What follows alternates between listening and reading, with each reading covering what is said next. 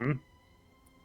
As the clouds pull away from up above the vast ocean that surrounds the Radolath Isles, a flock of birds flies high overhead as the midday sun pierces through the fog and causes it to be scattered.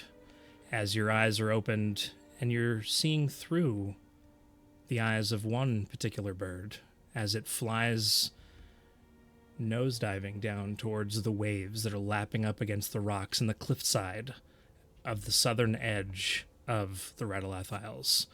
The bird zooms down, and your vision comes dangerously close to the water as it rises up, and you see a massive gaping hole in the side of this cliffside. The bird darts inside and has a strange sensation. All of a sudden, it can fly twice as fast as it could before. It feels incredible, and you feel that emotion and that strength rush over you. It flies over and sees the remnants of an incredible battlefield fought not but a day ago.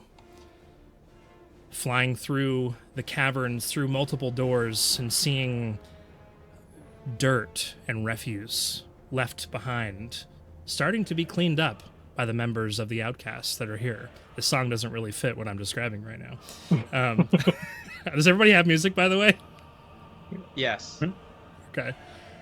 As the bird continues to fly and dart around another corner, almost bumping into Xander, who seems on his way hurriedly, excitedly, as he's received a message from Razir, who's found a very special book and has beckoned everyone to the captain's or the commander's chambers inside of Anaria's watch. You all gather in this room, the fireplace lit, the crackling sound of snapping, freshly cut firewood. So the members of the outcasts attempt to get in to see what this amazing thing is that Razir has uncovered. But this is something that, after Xander examines it briefly, is only for the eyes and the ears of those within this room. The door closes. Blackstar continuously shooting questions as he hasn't quite seen what this is yet. B2 giving a curious glance, Garen restless, and Louise drinking a bottle of wine. You open the page, and Xander puts his hand on one of the pages, and a voice springs to life. And I need to change the song because it's not doing it for me. So I thought it was going to, but it's not doing it. I think I just put my hand on the page and it's supposed to do something. Does it turn the page? No, I think I'd have to still physically do that. Oh, Hold on. I heard that there's books like Wait, that that my fingers are tingling. Hold on. could I feel like something's coming. put your hand on it and it A, just a voice erupts from the book. Ooh, I've never heard a voice after tingling feelings.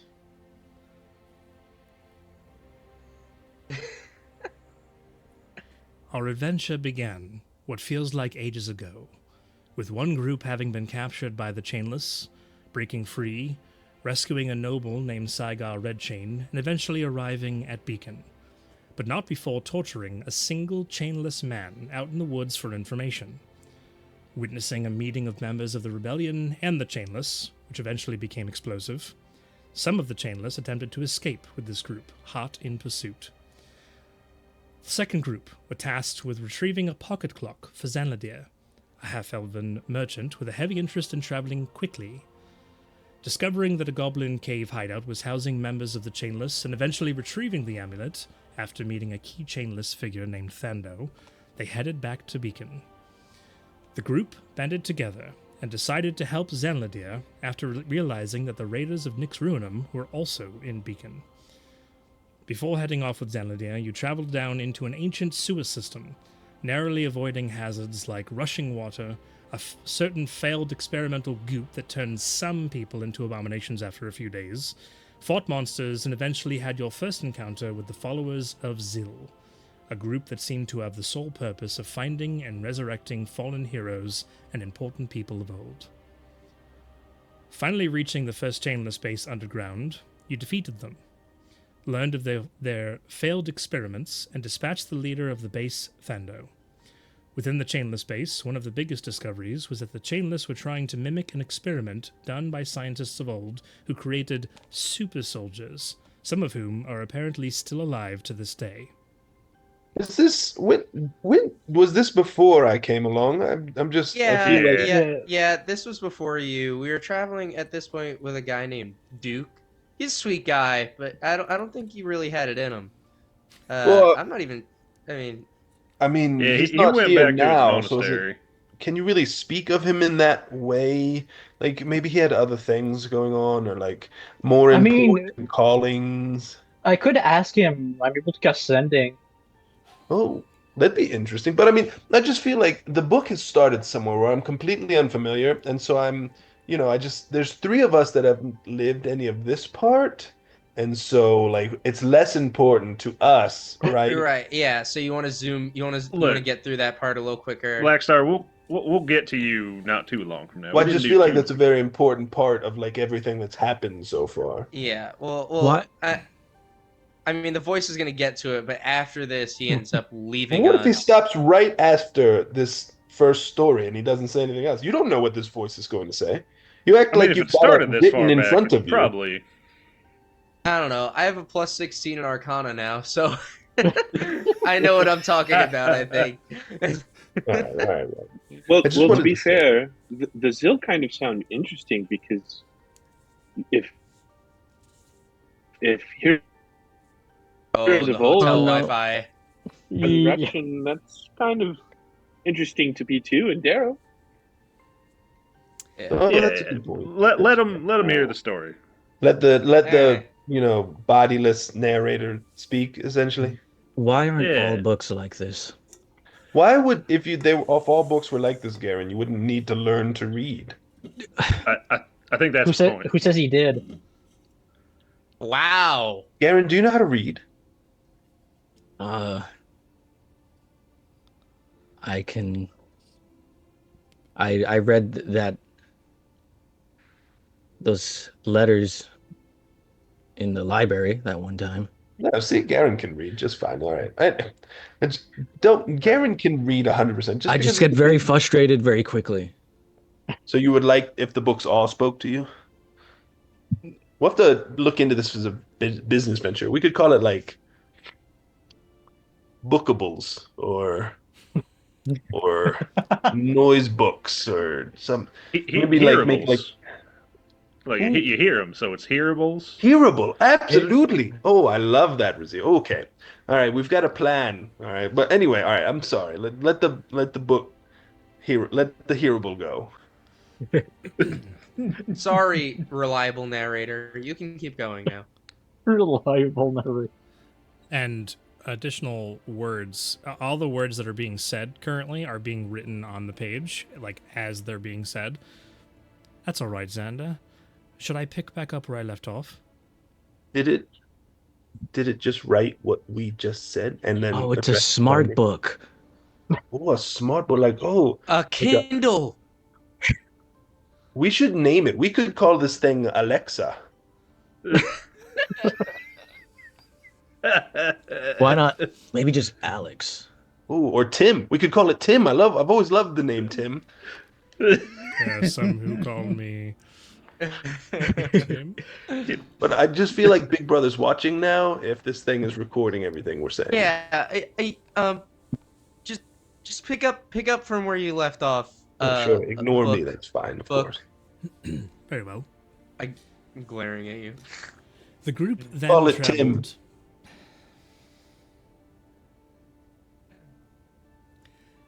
The group then traveled across the wildlands to the Rising Requiem, a long-forgotten, buried and abandoned underground museum. On the way, they met a group of hill giants and saved one of their children from the grasp of Cerberoth. During the battle with Cerberoth, Duke was killed. Upon arriving at the outskirts of the Requiem, some of the followers of Zil were found waiting outside and for a price were able to resurrect Duke. Inside the Rising Requiem, you solved puzzles, were trapped by doors, found many magic items, fought an undead dinosaur, and learned about the history and evolution of travel in the history of Novus.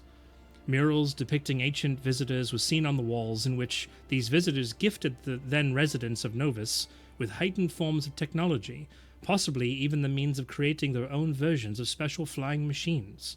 This was your first taste of perhaps what the old world looked like. You found the Onyx Breaker, and what looked like a large puncture in the mountain that contained these black crystals growing from the walls. After defeating a giant spider, you gathered a few shards of a Fulton door, and upon attempting to exit were confronted with the raiders of Nyx Ruinum, who had come to crash the party and take the credit for your discovery. The party released Vudos Grey from his prison, an ancient powerful necromancer who possibly helped in an old great war, and the people back then, who also happens to share a last name with one of the scientists responsible for creating the original super soldiers. Vudos Grey stopped the raiders of Nyx Ruinum in their tracks and allowed for the group to escape unharmed. Duke parted ways with the party, stating that he had to return to his home, and upon arriving in Beacon, Blackstar Lazarus joined the troop. All right, this is the good parts now. All right, everyone listen very closely to my exploits. The party was offered to become the Raiders of Beacon, and accepted the title. The group officially adopted the name Threll and the Boys, after one of their members. Who's Threll? Oh, wait. You met her. I met Threll. You were there. I was there. This is the good part, remember? Where are the pictures? Yeah, pictures didn't happen. Hey, what if we called it the Etch-a-Sketch? Oh, Etch-a-Sketch. And you draw pictures? Xander, you of all people should know that words are the pictures of the mind. Yeah, but I know that pictures are the pictures of the mind, so. I feel like Garen's got a point here. Garen, take inspiration for that.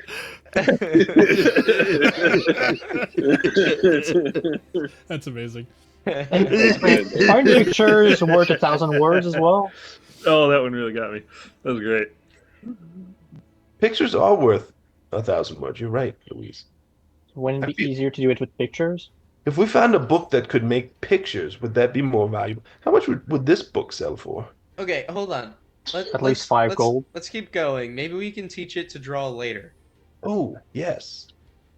Xander, if my usefulness is not necessary now, I can simply stop and not continue. No, I think you're very important. I'm just trying to appease the masses. I also think you're important. I don't know why we're whispering.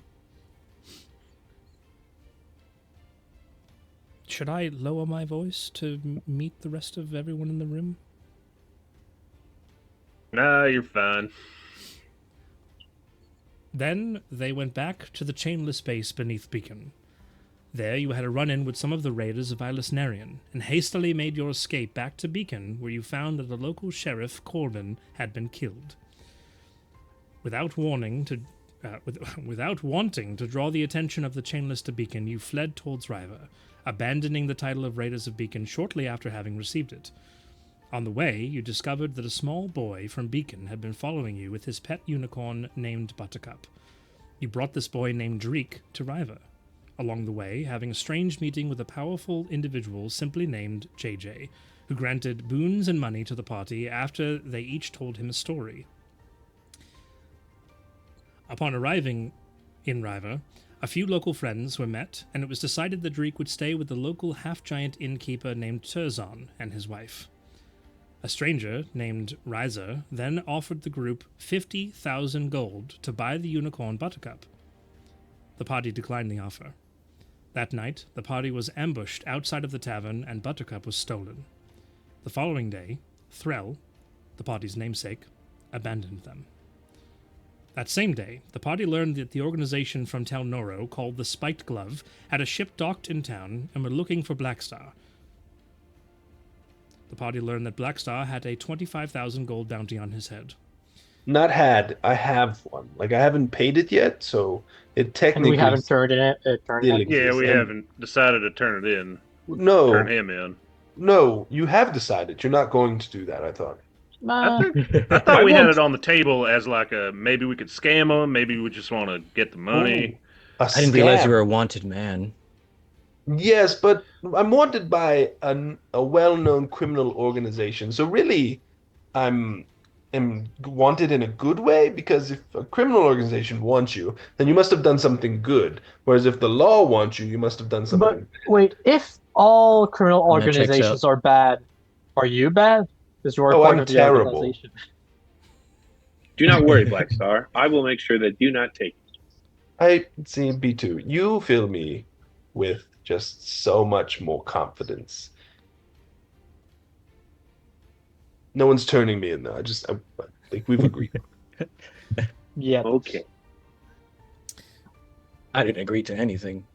And Garen just smirks. I'm concerned, but also impressed. I think the book should go back to it now. Let's move past this part.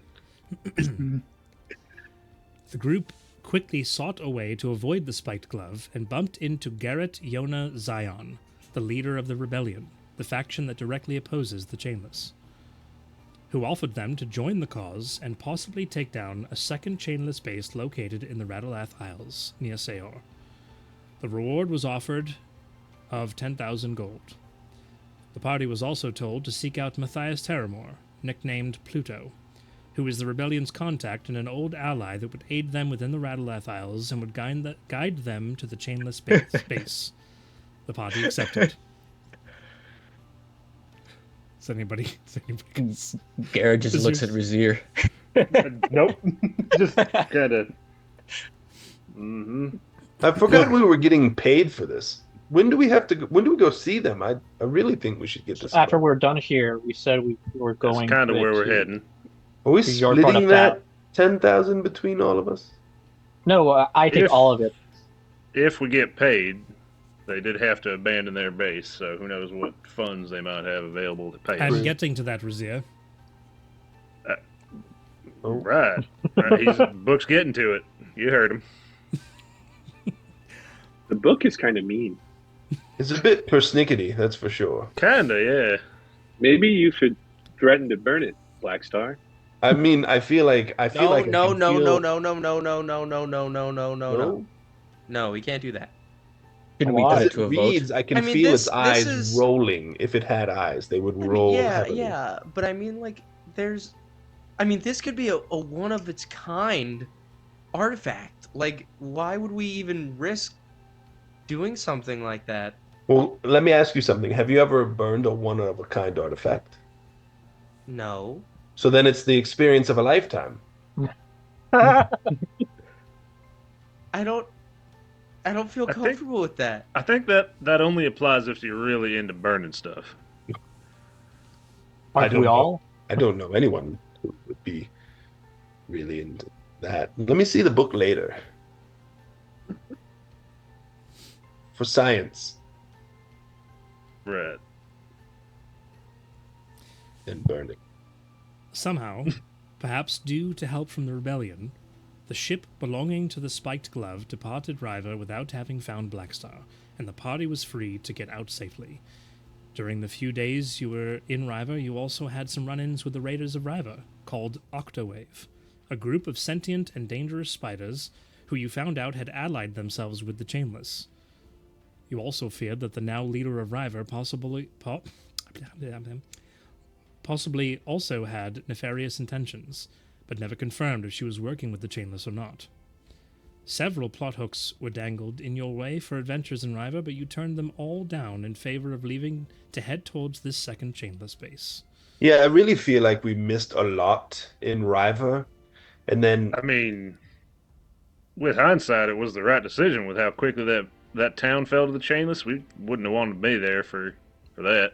true, but I feel like if we had been there and done some things first, then maybe it wouldn't have fun. It's like, like a choose your own adventure. And like now we read later in the book, this book, that that it was maybe the right choice, but also maybe like I just feel like we should be more involved with disrupting chainless activities moving forward. I seconded. I knew I Gary mean, would. we did come and take down a base, so like it's not Oh, like we didn't. that's right. That's where we are right now. Yes. Mm-hmm. Good job, Blackstar. I did it. I solved this one. Don't worry. You read Don't leave ahead. all week.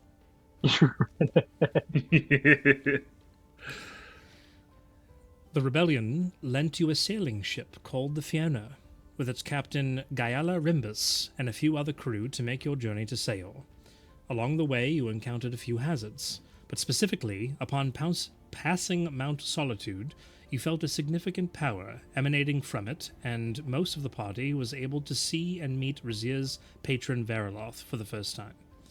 Veriloth interfaced with Xander and showed him that he could potentially have an effect on past events. The party was ambushed on the ocean by a group of seafaring chainless, where Blackstar absolutely did not use his Wand of Wonder to cast a lightning bolt rending the mast of the Fiona. See? The book knows that it was not It's right Yeah, there in Woods. But Mhm. yeah, it's weird that it has to mention it because we all know you didn't do that. right. Yeah, we knew So that weird. already, but the book wanted I mean, to affirm. A crazy freak lightning bolt like that out in the middle of the ocean, that's In the worth middle writing of the about. Yes, of course, it happens all the time. After defeating the chainless sea dogs, the Fiona slowly made its way to Seol. During their stay in Seol, several things happened. The group met a new party member, Tormund. You stayed at Melvin's Hammock, a nice drug-filled tavern overlooking the ocean. You found out that the Red King, the leader of the Chainless, was currently in Seol. You discovered that someone in town seemed to be masquerading as Count Majestic, the once mentor of Blackstar. Yes, I do want to deal with that before we leave Sayor. Also, by the way, potential. I'm not going to sugarcoat it. I'll probably murder him. Just an FYI. I just want that. I don't want it to be a surprise when it happens. I don't think Can that we- would be a surprise. But Yeah. don't just murder everyone. No, but I also wouldn't be surprised if you did. To be fair, most of the time Can it's not we not murder, just- it's arson. Thank Can you. we not just imprison him? Imprison him in fire? That's Fire worse prison. than death. Oh, so then we both get what we want. He gets imprisoned and he dies. Well, I think we Gary's can address very that lost when we of how to respond to that. He's when trying we he's deal just with it. We can figure trying out to what spare to do his with him. life. All right. As long as I can find out where Count Majestic is and then murder him, I'll be fine. You're going Fair to enough. murder Count Majestic? No, I'm going to murder the guy who's posing as my beloved mentor, Count Majestic. You I don't found know out to know a book that asks questions. It's a great book. I like it so far. This hearable is amazing. All books should be like this. You found out that Barnabas Green, a local bard and the son of the town mayor, was working under the one masquerading as Count Majestic. Blackstar intended on having a bard off with Barnabas, but too many other things happened, causing this not to occur. I'm still a bit salty about that. Forgot we called it the bard off. Yeah. Mhm. You infiltrated the manor of Joran Kor after finding out that he had stolen a ring from Melvin, the tavern keeper.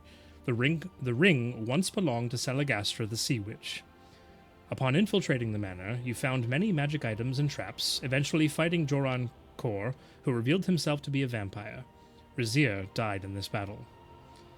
Xander was visited by Veriloth and offered a deal to bring Razir back if Xander made a tenuous pact with Veriloth. Veriloth brought Xander back in time, using Xander's own latent powers, and changed the battle so that Razir did not die. You met with the Red King upon his invitation, where he requested that you give him a member of your party as a sign of good faith and for him to essentially allow you to walk out of his presence unharmed. Tormund was taken by the Chainless. The Red King warned that if you so much as pretended to assault another chainless base, that it would be the last thing that you do. He would make sure that you perish. I feel like we We're should. still That's doing a an lot of important things. part. Yeah, like we did it anyway. Mm-hmm. Yeah, and we're still doing more stuff now. Yeah. So Yeah, just we kind of immediately did what he didn't want us to do. like the very first thing we Like we, did we after him telling walked us. out of the door and headed to do the thing he didn't want us to do. I feel like we I knew feel he like told us. that's what we do most of the time. Do what people don't It want us it to do. it sure is. Yeah. The party departed Seor in search of Pluto, or otherwise known as Matthias Terramore, who seemed to have been captured by the Chainless and brought to an outpost. An unsuccessful deception by the party at the outpost led to Blackstar dying. He was quickly... Unsuccessful. Unsuccessful. First I of all, I've mean, never unsuccessfully deceived anyone. Except those That guys. that was a premature ending to what would be a successful deception had I been given more time. Mm. yeah. Well, either way, you did die, so the I- book ain't wrong. I do vaguely remember that. You remember that? Well, You remember being dead? I remember being hurt and then not remembering anything, and then I remember waking up again. So I imagine the intervening moments I was Right. Did it change you? um like I don't want to get hit more, if that's what you mean. Okay. Yeah. But like lifestyle and morality? That's how you say that, right? Morality? Yeah, no, Good job. Yes. not at all. Good job. Do some gentle parenting. Yeah. Blackstar was quickly brought back to life using the party's only Revivify scroll. Upon delving into the outpost, he discovered Katerina, the daughter of a chainless captain whom you seemingly convinced to rethink her life and side with the rebellion. You rescued the captives held within the holding cells beneath which...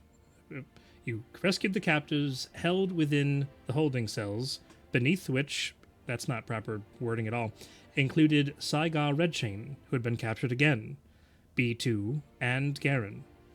Saigar revealed to you that the Red King had taken Tormund to a Nyran V, where they intend on rallying the help of a dormant primordial to join the Chainless with the help of Tormund. That's like my number one biggest thing I need to deal with. Also though, side note, when we did rescue Saigar, I stole from him. I'll cover that later, but I mean, that's kind of a given with you that you've right. stolen Yeah, from people. it's kind of your default.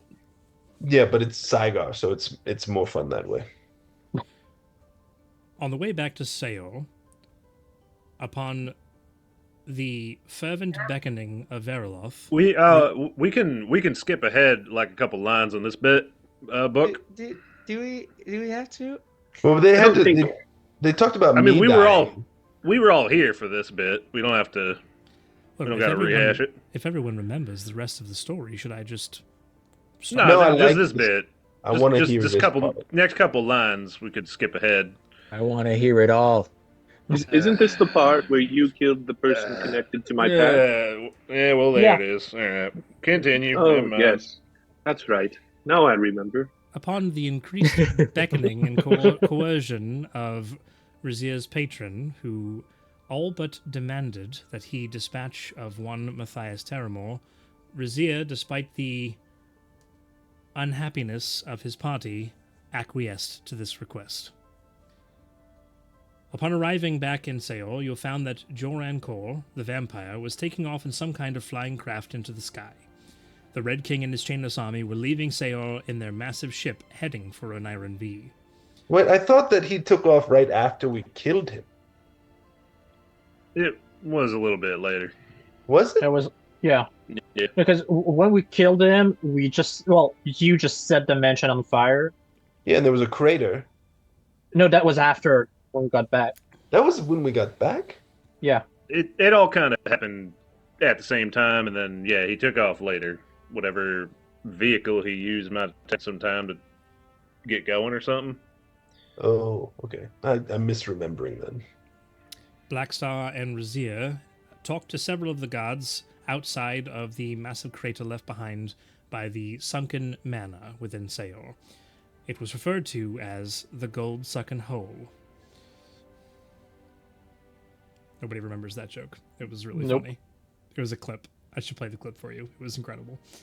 No. The group then headed out into the jungle where they met with Salagastra, the Sea Witch. And by the way, from that last bit to this bit, there were like, you guys stayed in Seor for like a day or two, maybe, and I didn't go back and watch anything. Yeah, So what about when we spoke to the hairy blacksmith? Yeah, we did a lot of shopping around in that That's day right. or so. We shopped after that. Oh, I stole some Yeah, things. visited Oh, a that's bunch how I of got stuff. this dagger. We went and visited that one church outside town. We did get Okay, that ring back to.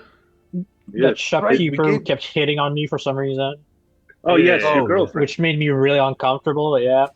Oh, she Yeah, was fond of Salagastra's you. was her daughter, niece, Yeah, her I daughter, forget. yes. That you could marry into a powerful family, Louise. That's very important. during I'm this already time, from a powerful family. Oh, that's right. You are from a powerful family. I think different kind of powerful. Well, no, Yeah, different kind of powerful. Stories of your mom, maybe not. Ooh, but imagine the bloodline that would be created from the power of Louise's family and what he had. You do realize the one who has the power of my family is just over there? Right, but we're not talking about him. We're talking about you and your Yeah, girlfriend. but I'm saying I'm pretty sure the gift passes down to the one who has it, not I like mean, the I don't brother know. who doesn't Maybe have it. maybe it's like magically based. Like maybe once I die or whatever, maybe one of your kids gets Ooh, it or something. I don't We know. could. Do we have revivify scrolls now? Because we could kill Xander real quick. We don't. I do have the spell. This is the spell, but not the diamonds. I don't want to test that. It's for Yeah, Simon. I don't think this is that important to test. Oh, I got to die, but no one else has. Has anyone else died except for me? Me too. Raises his hand. Pretty sure Technically, Xander I died suppose. with the fight. You did die. Who else? Me too. Technically, or I should say, I mean, Yarrow. Razier? Oh, Yarrow Razier. kind- He technically didn't. I ain't die. dead. I ain't dead. He the, is the dead. soul in me, Anymore. I suppose, dead. So then we just need to hook Xander up with Salagastra's daughter, and then that powerful. I'm sorry, Luis. You're gonna have to sideline for your brother. Oh no. I do want to point out the fact, and you can correct me if I'm wrong, but I'm pretty sure that no one other than Xander remembered that Razier died. Well, Yeah, I thought he told I us. told No, but- them. I told them. Yeah, and when I was saying He told me, and then it got brought up.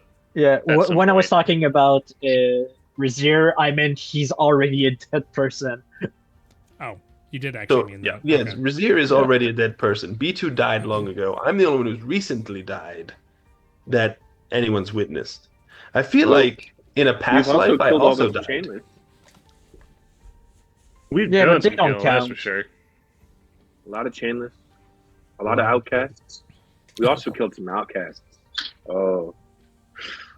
We probably shouldn't tell them that we killed those outcasts. Book, please don't tell them that we killed outcasts.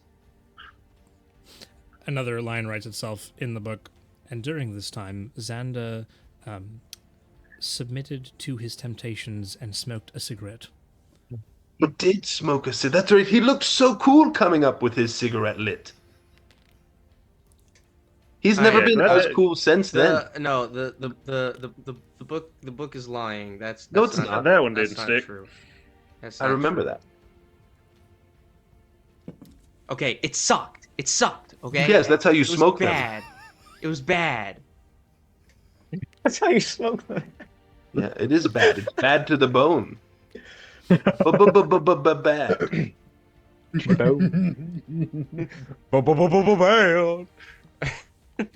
Bad. The group also met a shopkeeper who sounded like Owen Wilson. Mhm. We did. That's Oh, right. yeah. He was lovely. What was his name?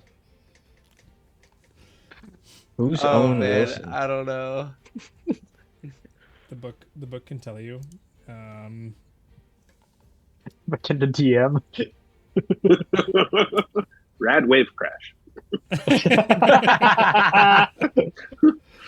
Wouldn't that be great? Nope.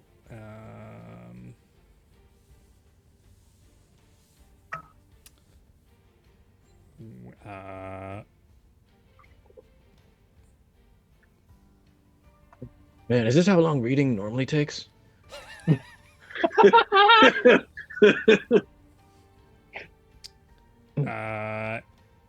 if I'm so, the daughter of Salagastra was Moira, by the way, and if I'm it not Dorman? mistaken, Was it Dorman? Golden It- Quill? I believe it was Brunt Carhammer. Oh, yeah. There it is. I didn't Um, scroll down far enough. Yep, Brunt Carhammer, a male dwarf who was doing the electric slide on his way towards the front door, if you recall. All right. Nice. Garen seems to be getting a little restless, so we'll move along with the reading of the book. He gets frustrated easily. The group then headed out into the jungle, where they met Salagastra, the sea witch, and learned a lot more about what may be happening in Anchor's Folly and on the world scale. She was blinded, and Xander received some sort of gift from her, losing some of her power. Here, you also met a massive ancient sentient tree limb of sorts named Aeth, who towered over Salagastra's domain. The party departed Salagastra and headed to Venaria's watch. On the way, they had a run-in again with Cerberoth, disguised as someone from the Fey realm. The party realized too late who it was before he vanished through a portal. Somewhere along the way, you also slaughtered an entire camp of a new faction you learned to be called the Outcast. Nope. Never happened. A group of people that defected from or were cast out of the Chainless. Oh yeah, but they were terrible. Like every outcast I've met has been. It was a mixture of that and misunderstanding, and they kind of attacked us. I mean, did they kind of attack us, or did they just actually attacked us? Weren't they They were posing? cowards. And did they try to rob us? Yeah, they did. Yeah. They wouldn't listen to reason. Murder was perfectly. I'm pretty sure Garen punched like 4 of them to death. Yeah. Yeah. Garen was Just very spend the effective like in that 6 battle. seconds. Mm-hmm. I was moving a lot faster than I normally did. That was fun. That's right, you were. I think Garen at this point still doesn't understand that Xander hates him. He just randomly starts moving faster all the time. He grabs a pocket watch and Garen just feels stronger. You also encountered Enosis, a treant from the Fey realm who was looking for his lost betrothed, Bertrude, who befriended him after defeating some dark... You befriended him after defeating some dark Shadowfell creatures and discovered Solium, a technological-magical fuel created by sacrificing sentient creatures to an ancient mechanical device. In Solium 468, a hangar, you encountered more of the Outcast and their leader, Adamar Ranvarez, and crew. A fight ensued after Cerberoth appeared yet again, and after defeating Cerberoth, you made a tenuous parley with the Outcast and made a plan to finally head for Renaria's watch. After completing a somewhat stealthy entrance, you defeated many chainless guards and the captain of Venarian's watch, Therak Ironsoul. You rescued an undercover agent for the rebellion, Leora Nightshade, and her friend, the Vine, named Vesper. You found loot, including a bat pack or 2, and wine, and sentient items, along with lore in the forms of paintings and books that can only be read when held under a certain light in the library. There may be more to be gleaned from this, Glander feels. You rescued Bertrude and reunited her with Enosis. You discovered the original leader of Renaria's watch in a jail cell and quickly dispatched him, or rather, B2 quickly dispatched him. You found a group of calmed monstrosities that were being held captive and under the influence of some kind of magic field, but you let them be after discovering their true nature. You decided to leave the slime room, quote-unquote, alone for another time, and continue to monitor whether it keeps growing or remains in that room. You learned that the spiders on the roof were creating silk that was being used to harness the power of the sun to create a different kind of power, a power that seemed to be somewhat interchangeable with Solium, and is what is being used to power the base. It seemed that one of the things the Chainless were researching here was a way to power Solium devices with this harnessed sun power. You eventually made your way down to the massive God Shard, which was making everyone feel empowered in a great radius from its location. You had the final showdown with Cerberoth, the battle in which everyone almost died, but Veriloth intervened, furthering the pact with Xander. Veriloth caused everyone to see a vision, and attempted afterwards to talk with the party. You broke through the onyx shell that Cerberoth was buried in and discovered that there was no body. You had finally saved Buttercup, who seemed to have lost her memories. You discovered a puddle jumper that could be a means of leaving this place. You found a few more fabled items. You went back upstairs to fight the monstrosity that was hoarding memories and defeated it, returning Buttercup's memories to her. Razier and Blackstar also gained a few unwanted memories. Yeah, that's still a struggle, and I'm not a huge fan. You spoke with Adamar Ranvarez about him being the manager and your group being the owner of Anaria's Watch. You learned that the Chainless rooted out the rebellion from River, and the rebellion made their way with Dreek in tow to Tel Noro. Ultimately, the current overarching story of Xander's adventure, as he has his hand on the book, current overarching story of Xander's adventure is that the Chainless are trying to amass the means with which to protect the world from the next Titan attack. You have decided that their way of going about doing so seems to be nefarious. They also seem to have the backing of Ilisnarian and the King of Ilisnarian. Most of the powerful factions and most powerful individuals in the world seem to be directly opposed to you. ... As one of my good friends in Telnora once told me, his name was San Holo. Never tell me the odds, kid. So yeah, I figured y'all would want to see this book. I found it when I was rifling around the library down there, and it said my name when I touched it last time. That's that was about. So you wanted us to learn your story then? No, it told the group story. It was a little bit different when it was just me, but seems. Can it tell to be- individual stories as well, or just... I think it can, but only when like somebody's alone. I think it adjusts to whoever's listening, to kind of groups them together. I finally read a book. I mean, I feel like a hearable while a book.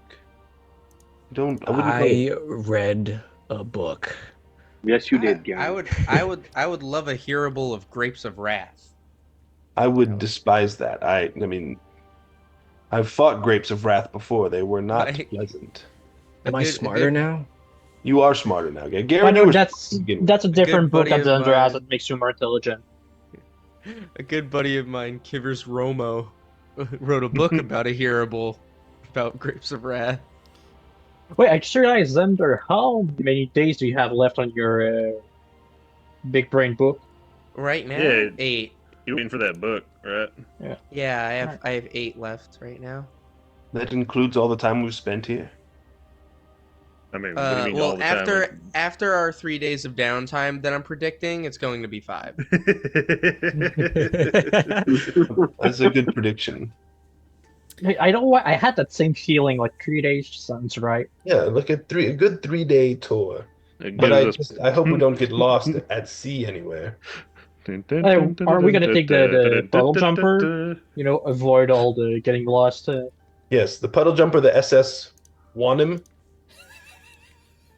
What? They're a 3-day tour. Dude, the Centurion Hawk. Centurion Hawk. Call it the So- sardine instead of the minnow. That reading took place at some point over the course of the 3 days that you were here in Anaria's Watch. There's no definitive time. We can decide that later. It's also not important at all. Now, moving on to the next section of this introduction back to Novus, to Raiders. We're going to start with B2 and what he did over the course of the 3 days what he's going to do over the course of the 3 days in Anaria's watch. I gotta pee real quick though. Gotta Well, scroll of back course up he to my does. message just to make sure. Okay, day one, part of day one, B2 is going to gather Garen and ask Garen to help train with him and just to improve combat. Garen, I believe that since we are going to face more chainless, we should be prepared. And you and I are warriors, are protectors to the rest of them. They are soft and squishy, and I mean that with love. But they could go down easily. So I think it is good that you and I spend some time training. Yeah, he's in the middle of doing push-ups as you're saying this. B2 They does are. it and doesn't even break a sweat just talking to you, just completely Bougie? like. They are squishy, aren't they? Yeah. I was gonna look for you, actually, at some point. I want to see if I can, even though I hate the idea of using a weapon, see if you can help me use a weapon. Yeah. And then Very you well. should train without a weapon. Ah, I see. Study each other's fighting styles to find a better way to support each other. Yes. And I wouldn't. I see that you reading the book has made you far more intelligent. Really? Oh, Yes, that was a great plan. I would call you a philosopher now. I don't know what that is, but I'm glad that I'm able to impress someone. You impress me every time, Garen. So then, Anyways, let us train. And I guess B2's never trained anyone, so he just hands this like a pole arm to. yeah, I'm very confident that at the beginning of this we're going to try my idea, give up on it, and just train normally. Yeah. So probably some time goes by, and I'm just B2's just very like sock and rock and Soccer, bro. robots. Mhm. It's like, no, like put your entire body into it. That seems ineffective when I can provide the same amount of force in a smaller punch. Punch me, and I want to see if that's true. I'm gonna punch Garrett. Yep. Make an attack roll. An unarmed strike. I want to see what this. I didn't even see it. Wow. Jeez. I mean, I'm right in front of you. I just picture B2 goes, okay, boom, just right in the face. Oh, you crit on a 19 or a 20? What? No, I shouldn't. I don't think With I your have fists? That's better than me. that. Why?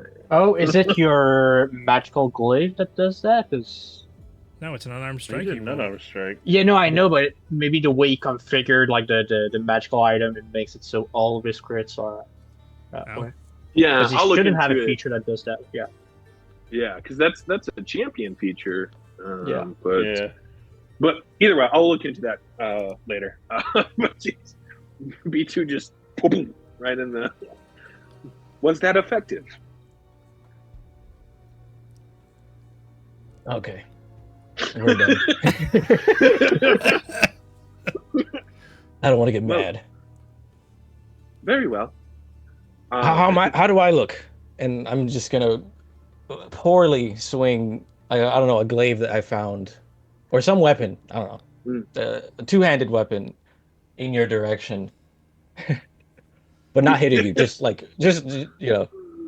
Yeah. B2 takes a moment. Does this look like I would Very take down good. an enemy in one hit?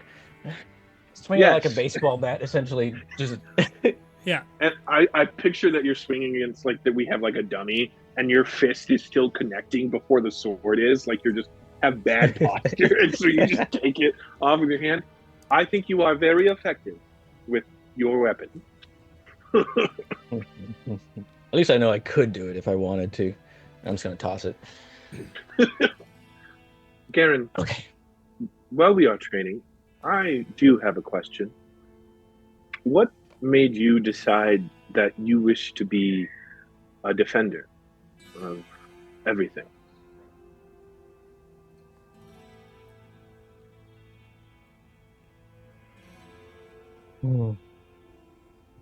It's a very good question that I think I could only answer now after reading that book. I come from, you know where I'm from. I'm from Hyalus, and in that city, we're usually safe from harm's way because of the stone golems that protect it. My parents also did their best to equip uh, any soldiers that we did have if we needed them, and I wanted to contribute in some way. Uh, so I just hung out with the golems when I was getting older, and I kept fighting with them. Granted, I don't think I was much help in the beginning. My mom also kept yelling at me every time because I kept putting myself in danger. But I didn't want to give up. I wasn't good at anything else. Uh, Studying was a pain. Maybe I should try it again, though, after reading that book. I didn't really make much friends except for one.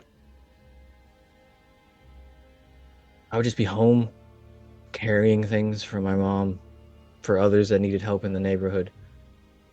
So I wanted to make a difference in some way. And protecting what I cared about seemed to be the surefire way of that happening. So I just kept doing it until uh, until the day that I know I can't. Eventually, like, it grew from defending Hyalus to trying to defend all of the nation. Once I interacted or got confronted with the Chainless the first time. But it all started from just wanting to defend my home. A noble cause. I always wanted to ask you this. Why did you help me that one day when I got ambushed?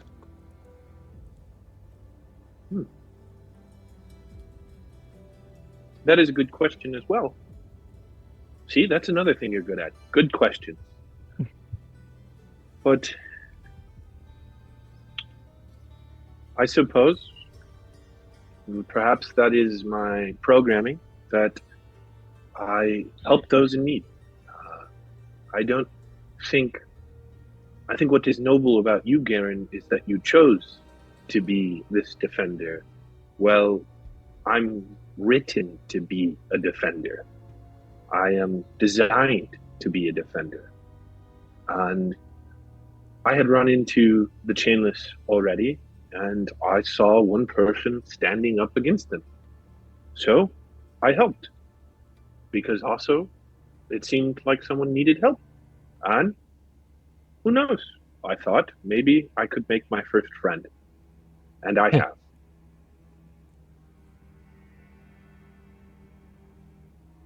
I don't believe that is maybe the greatest answer, but it is my answer. I don't see a better answer than that. You saw someone in trouble and decided to save them.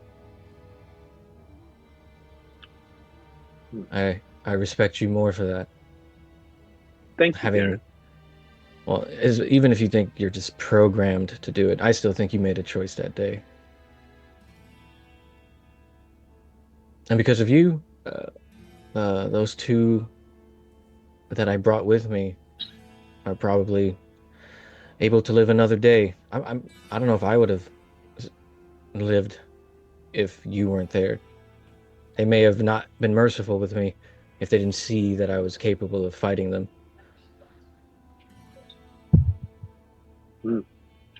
Yes. Maybe we should find those two that you were traveling with at some time to show that you're still around. Or maybe they can join us and help us. That'd be great, actually. One of them, I don't know if he'd be willing to do it. He was a bit of a... It's like if you and I were cowards. He was a big dude, but he just didn't like to fight. Or not... I don't know.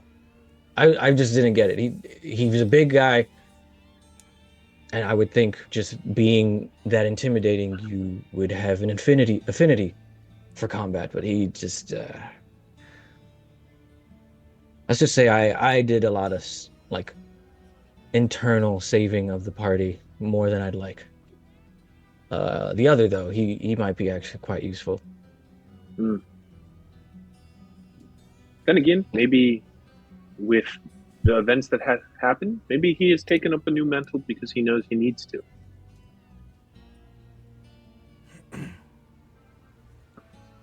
There is always the possibility for change, for the better.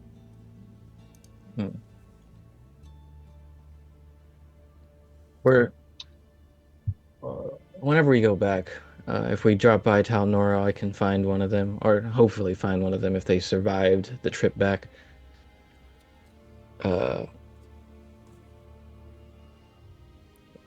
And then we'll see if they want to join us.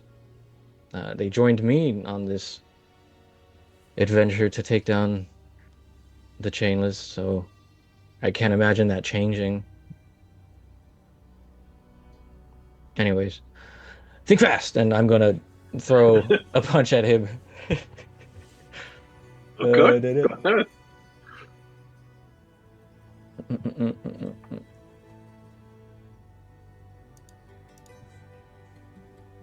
I'm not raging, so yeah, normal.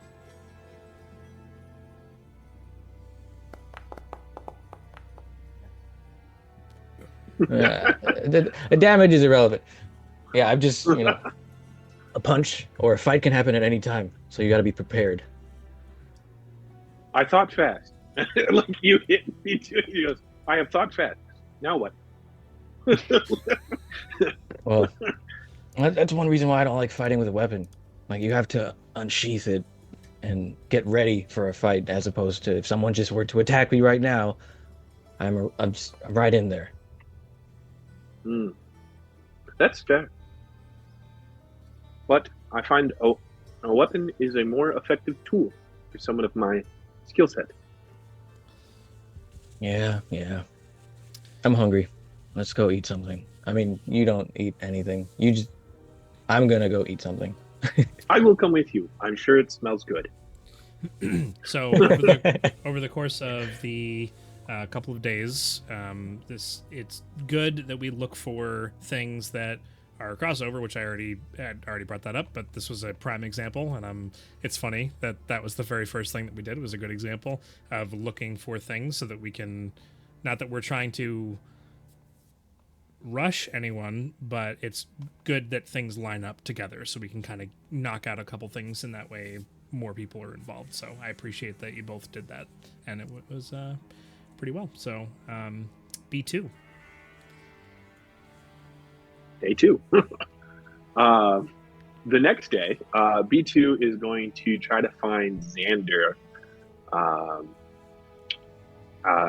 I would assume he probably finds him in the library with the invisible ink books. Xander, can I disturb you very quick? Oh, yeah, sure. What's up? I was wondering. Is this a private conversation? You'd like me to step out of the room? By no means is it private. I was just wondering if we have downtime, if this is a good time for Xander to dive deeper into my mechanism. Fair enough. Don't I'll you turn wow back wow? go back to what I was doing. Question mark? Yeah, I mean, sure. I mean, we can give it some time and see if we can learn anything more. Yes. Well, I Only guess if- I mean I'm kind of a novice, so I'm learning just as much as you are. Nothing ventured, nothing gained. Okay. Give it a go. I think Uh, B2 lies down, or Yeah, you guys describe to me what it is that you're doing right now. This could be a big deal, or it could not be a big deal. So let me know what you're doing exactly. Beat you Well, rolls up. it's all right. I think last time we only did just a hand, right? Yeah. I think with our current information, I think it is safe to it is safe to open the chess piece, because we have discovered that there is something in there that belongs not to me, something unoriginal piece, and that is interesting. Oh, okay. Yeah, sure. Let's take a look. Um, And I and would use Want me to use my tinkering eyes to tools. look through real quick and help you find something? I could do it kind of once. that would be helpful. And what I can do, and B2 will like kind of open up, since he's a Warforged, his armor is kind of forged into him. He'll kind of like open up his armor a little, so it's also just a little easier to get into more his natural chess piece. Mm-hmm. Another Xander walks in. Blackstar, what are you doing?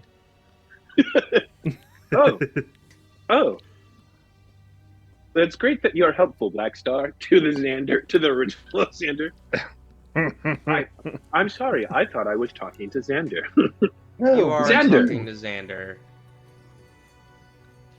I turn back into black. You guys are no fun, and I just leave. Oh, I'm still not used to that. Yeah, I think he's gonna keep doing it until eventually we go along with the bit. Ah, We'll see when that It's comes like- around. it's like when someone makes fun of you. If you make fun of that same joke, the joke loses its steam. Right. Yeah, exactly. Mm. Okay. Well, And I'll go and get to work here. Inspect with the help of Razir. Go ahead and make an Arcana check with advantage. And Razir is here for that. What I would ask of Chris is, I know what's in there, but I don't remember how much information I gave you. So would you mind telling me what it is that you remember that I told you was seen? yeah, certainly. What you told me was, or what you told us was, like there was the flow of solium going through, but then I think there was three, and I'll have to scroll through my notes. I forgot to double check it, but there was three unfamiliar with Razir's eyes, so we couldn't completely identify them, if I recall. But three like magical pieces that stood out, completely different from everything else. Like it, you could tell it was from a different time. So, but I will scroll through very quick to double check if that I rolled a 31. nice. Didn't you say you Barely had a plus passes. 16 on our Arcana? I took the new Keen Mind. The new Keen Mind is different, but I noticed that, and so I switched it to old rules because we're playing with old rules. So Gotcha. I We're not switched it using back any to that. 5.5 in this Yeah. campaign. Yeah, as so yeah. it's just a plus 12. Because with new rules, I would have gotten an expertise in Arcana, but I mean, don't there's have still a that, feat so. you can pick to do that. Because it's interestingly enough, 4 more would have given you different information than what you're going to get based on this roll. Which I know That's 35. I know unfortunate. that 35 is an absolutely ridiculous roll. But and I meant to actually message Chris earlier about a couple things, but I never got around to it because I had 100 million things to work on. No So worries. what you do glean is that you're able to completely remove B2's front chest piece from him, and you see like there's innards, and then there's like a cavity beyond those innards. The basic components that you were able to see with the hollowed out section in the center shows a core, one that you've seen before or that you're familiar with and recognize it as a solium core, a smaller version of something that Blackstar may or may not have in his possession. And there was writing on that smaller orb, if you recall, that said solium on it. What you glean from it is that somehow the device is being powered by itself. There is a reduction of solium, as you surmised from the last time you looked at him, but it is maintaining, or rather it falls and then goes back up again. So when you viewed it last time, all you saw was that it had depleted to some extent. It's almost like a very, very, very slow heartbeat of falling and rising of the level of solium inside of the sphere. It's a system built in perfect equilibrium that builds upon itself. There's something within the inner section of him, beyond the innards that you can see, that is causing this to happen. Would you like to attempt to delve deeper? That might be where Razir offers to do his ghostly gaze and see through B2. If, like, before we touch anything else, or before Xander touches anything else sensitive, just to get a look in past there, see through solid stuff to be able to get a look before messing. Sure. You almost rolled as well as you could possibly roll on that last roll. So, Yeah. I will. I'm going to. No, I'm not going to tell you that at all. I will ask for another roll, which will likely be lower than this roll, but it is not necessarily going to affect the information that you get. But if you'd like to continue with Razir's help at kind of guiding you, you may. Sure, I will do that. So flat or with advantage? With advantage. Okay. Yeah, total 25. As I mentioned, but that's fine. There's a couple of sections that allow you to release the most inner part of B2. It's like basically going almost to like his all the way to his spine, if there was a spine in the Warforged, right?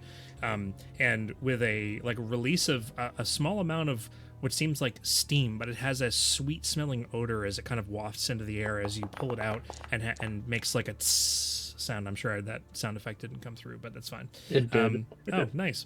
So as you kind of lift it open, you see that there are three like diamond shaped gems that are all glowing and undulating between like a bright blue and an orange and a white color as they kind of fade from one to the other. They're all like kind of fixed in place, almost like a flux capacitor with these things going through them, and you see the energy kind of going between this spiral, this trinity, if you will, of gems within behind the core.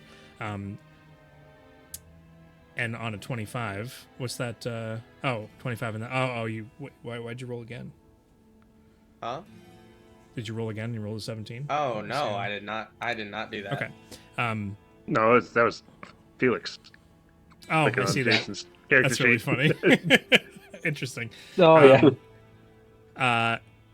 There's two things on a 31 and a 25, kind of using those in tandem, that you gain from this. These three gems are what are being used to power the core, and the core is exchanging its energy with these three gems.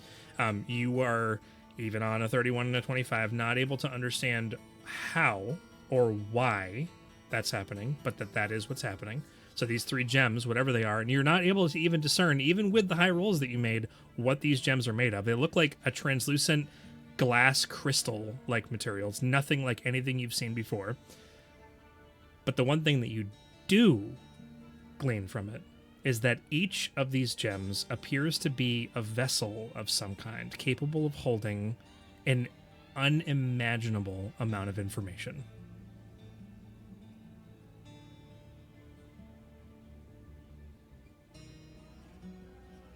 And Okay. that's all. I will read. I will not read. I just wrote down all those notes, but I will relay that information to Razir and B2 as I'm kind of using my Tinker's tools and kind of closing it back up. I think I've gotten most of what I can today. Honestly, my head is reeling just from this. I mean, there's so much to take in and understand about you, and I mean it's incredible. Like you are truly an incredible person. The intricacies of your circumstances are just beyond what I can even understand right now. One more thing that I'll add, not new information, but a realization that Xander, or conclusion that Xander comes to, is that it's like a person from the Stone Age seeing an iPad for the first time and having no idea why this thing works the way that it does, and being utterly amazed at its capabilities. That's all. Yeah. I mean, my current running theory is that I mean, there is within you this person, Darrow. It's possible that all 3 of these gems hold information to different parts of him. It's possible that Darrow is just one of these 3 gems, and maybe there's 2 more soldiers or people that are housed within you. I mean, those are my current ideas, but I'm running on nothing but fumes. I really have nothing to go off of other than just the knowledge that these crystals just have an incredible amount of arcane power and knowledge. Ask Xander and Razir both make a perception check.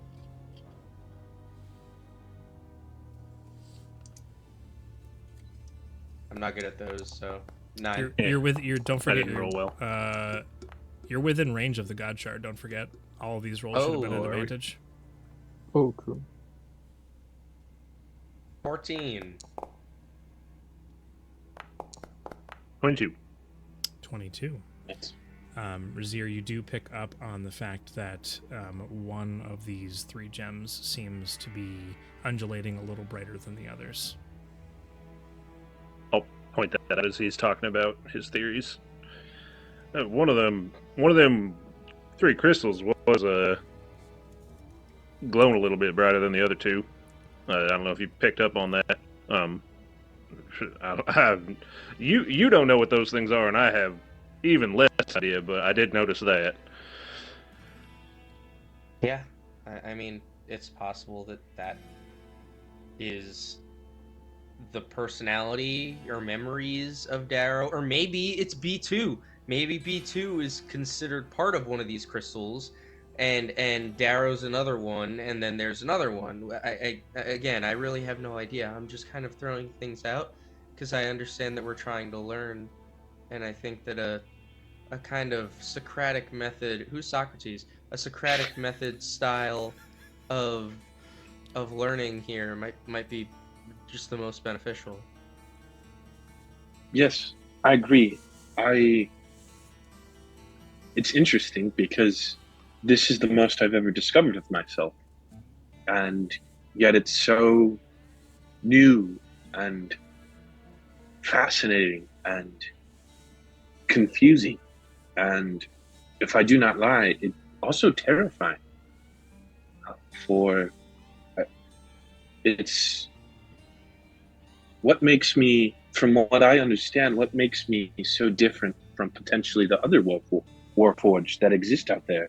If I am supposed to be a part of some royal court, why do I not recall that? Why am I away from that? I think at some point I hope that we run into another Warforged like myself, and maybe we can question it, and hopefully, if it is, I should say, defeated, maybe we could dive into it to see if it is the same as me. B2. Maybe. Oh, go ahead. Sorry. No, I have nothing else. I didn't know you were butting in. You had nothing else, but you were about to say a sentence. Okay. No, I was just gonna say maybe, like, and that's it. Like, I was gonna just kind of continue the situation, but if you have stuff to say, you'll say it. B2, as you have this realization and this information comes flooding into you, and it is more questions than answers have come up now that you've been opened, right? Unfortunately, there's a little bit of a twinge at the back of your mind, and I need you to make a wisdom saving throw.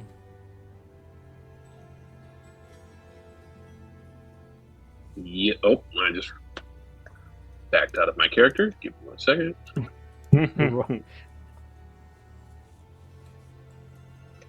All right. Hey. Nice. Okay, well, I was about to tell you that you don't want to roll high on this. So Oh, nice. let me ask you this. Even though you succeeded, there's a voice at the back of your mind that's coming to you. It's asking to push forward. It's requesting to take control. And you have the choice of allowing it to happen. I do. I absolutely do. Okay. Darrow comes forward. Not even more. Darrow. It's totally possible. I mean, there's a lot of different things that can. And Sanders, like mid-sentence, Darrow comes forward. You're open, like your eyes were already open, but you like vision comes to you. You recognize, Darrow, that B2 has purposefully relinquished control, and it's almost the first time. I think it is the first time that there's been. Well, but so like a request was made and it was allowed to transfer between, right? So you're saying this is the second time. When Garen went down, B2 knew that he right. gave. I forgot Darrow that you said that. Yes, he gave requested Darrow for Darrow's help, right, to win this battle. Gotcha. So this is the second time, right? So now this is more of a beginning of this happening. So Darrow kind of knew, and based on that new information being brought in, wanted to come to the forefront. So knew what he was coming into. But eyes open now. Xander and Razir kind of just, to some extent, excitedly kind of standing over, chest fully open, and your first instinct is to look down. Something pops in your mind. I don't know why I know this, you say inside of your head. But there's only supposed to be one of those crystals in me, not 3.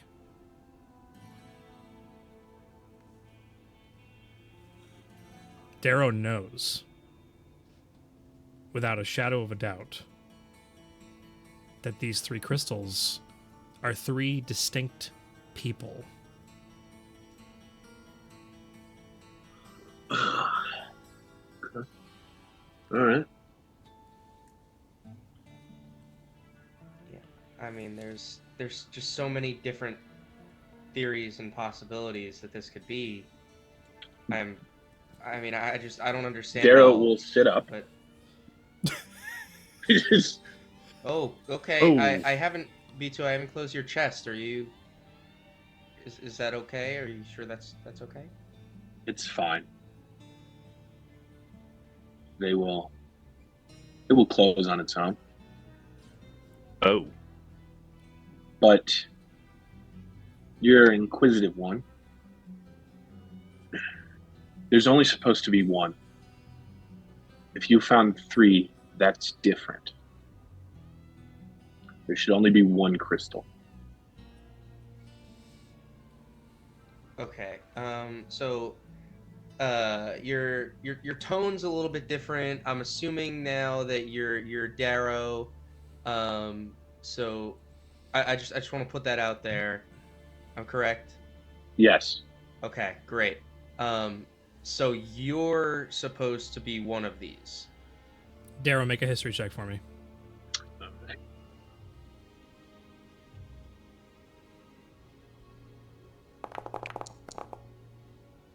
$15? Yep. There is something so familiar now about the body that you sit inside of. You can't put your finger on it. Why am I here? I know what the purpose of these Warforged is, but I can't remember. I know there's only supposed to be one crystal. Does that mean that only one person is supposed to inhabit these things? Why are there 3? Who am I sharing it with? B2 and...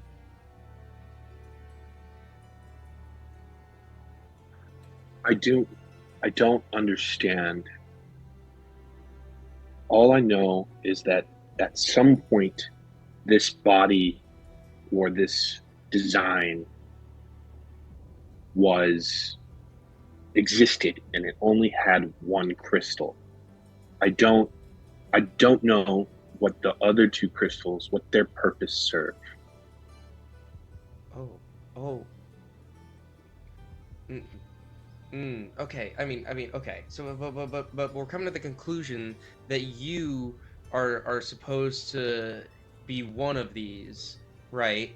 Like, I mean, Razir was talking about a brighter crystal. Maybe you're that brighter crystal, right?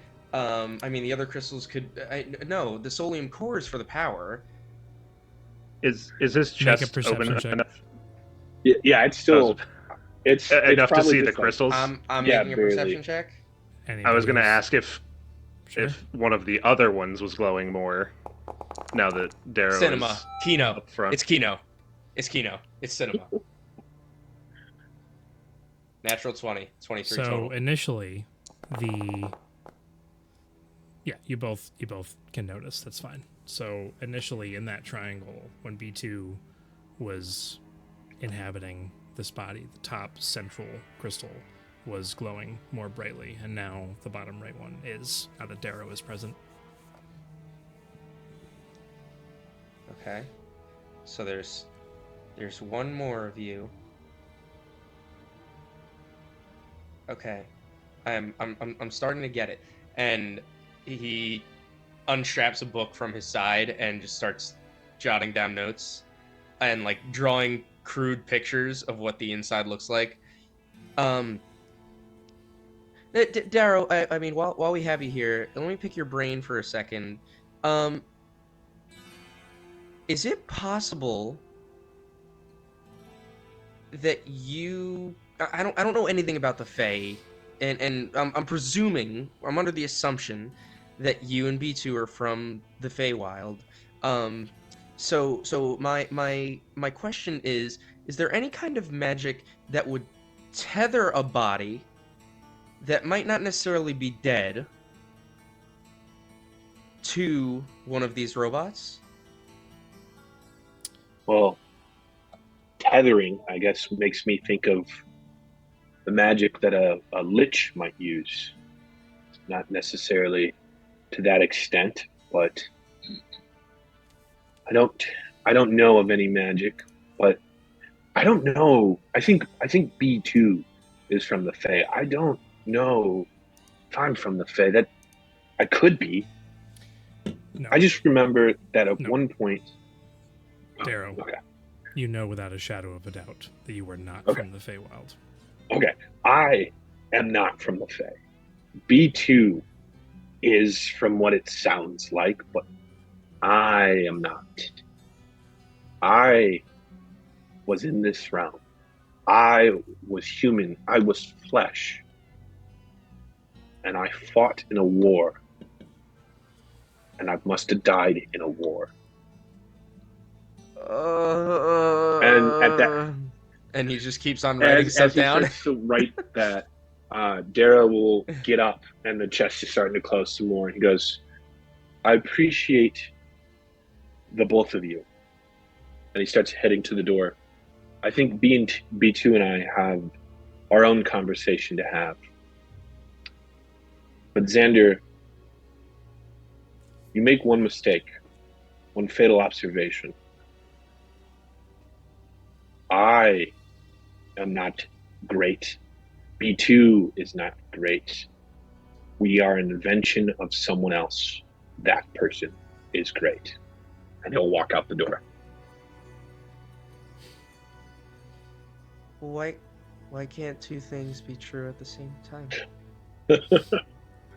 Ignoring that comment, Razir just kind of leads over to, did you know they could talk to each other in there? No, I had no idea. I also wrote that down. And I'm gonna ask B2 about it later because he's nicer. Yeah, Daryl slammed the for door a little. Are you still there? You don't hear anything. You can hear the metal like B2 kind of soft walks, even though he's a robot and can't be quiet. He tries to. Daryl absolutely doesn't. You hear a table away. Squawk out of the way as he just walks through the table instead of walking around it. All right. So I'll leave you to think about that, and I'm going to go back to what I was looking at.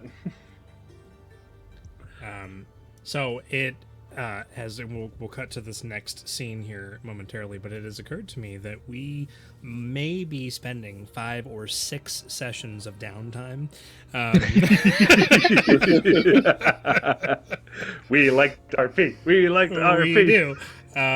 So, yeah, Chris, I don't know how you want to handle this next one. I figured that would be something that you and I could maybe message each other separately. But okay. That way to save time and make sure other people get. I also like the idea of us not knowing what they talked about, and like it getting dropped later. Oh, man. That sounds Chris, like fun. Chris, you and I are gonna have just a one shot, just you and I, and then I'll post it later. Yep. Yeah, especially that sounds like fun. Like as curious as I am right now, it sounds like fun for like this third personality to come out of nowhere. You know, that sounds like fun. Some real Moon Knight nonsense going on. Yeah, dude, I was thinking the same. That or thing. Hulk. What I love is that I think that Chris knows, or I think that Chris thinks that he knows. But I'm pretty sure he has no Oh my idea. god, it's Verilok. It's Verilok. Dude, this guy's got his hands and everything. So the third gem is Cerberus. I collected him. It's like Pokemon. Ooh. Next time you look in there, there'll be a fourth gem. He'll start. Start collecting them. That would be This one's Duke. Okay. Who was next? So B2 goes Jared. off. B2 and goes off and has his time. As much as that was only one person's downtime, I am going to say that the break is going to take place there. So, after the interaction in the library with Xander and Razir, B2, having made a recent discovery, decided to go off and have a conversation, or attempt to, with Darrow. Where does B2 go to do this? Yeah, just slight correction. Darrow was the last one in charge. Oh, my bad. Darrow is actually walking off. And what we're going to cut to, Darrow is, you kind of hear the clinking of metal for a second. And Darrow slowly sets down both of the pole arms as he was attempting to wield both of them at the same time. And he goes to B2, he goes, I don't remember much of my past, but I remember serving with a guy He was a Goliath of a man. He was able to wield two battle axes. It was impressive. He was a good soldier. He was a kind soldier. Then he was executed because he didn't follow an order. I always thought that maybe I could have been as strong as him. And I thought maybe this metal body, and he kind of takes a moment to kind of look at his hands, could have done it. But I guess he was one of a kind. And B2 will chime in. Was he your first friend? Well, I guess we'd never consider ourselves friends.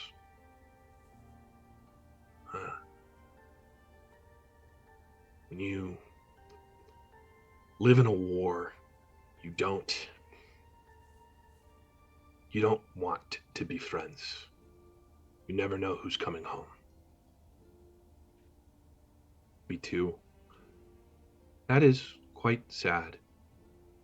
I have made friends, and I don't know what I would do without them. There's kind of a pause between both of them. Yeah. Well, speaking of your friends, you and I need to figure something out. While your friends have their own issues and things, we seem to have our own issue. So we need to work together better if it means we survive. B2 goes, very well. I see no problem in that. Darrow. And he kind of, at this point, Darrow has kind of sat down on like maybe a log. And he pulls a flat rock that B2 picked up a couple sessions ago once he realized Garen was doing this. And almost as if Darrow's kind of in charge, but B2 is still in charge of the body in a way, like they're kind of working simultaneously. B2 is going to start carving into the rock using a dagger, B2's initials. Darrow goes, let's strike a deal. I don't remember my past, but I know I was a soldier. I served in a war. Only the gods know where I am now. Apparently, it's in the future, from at least where I'm from, or rather when I am from. So we need to find answers. So, tell me, B2, as a soldier yourself, what's your oath? What are you sworn to? And B2 kind of pauses for a moment.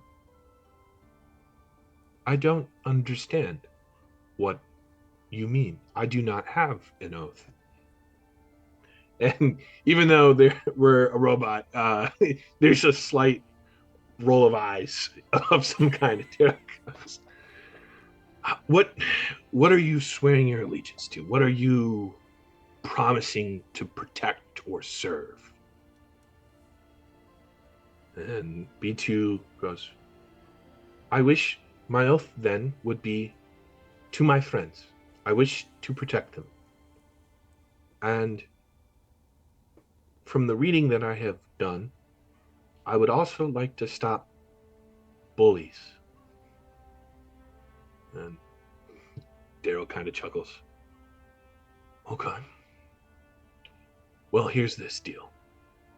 I promise to swear to your oath that if I am in charge, I will protect your friends and stop bullies. he used a different word, but nonetheless.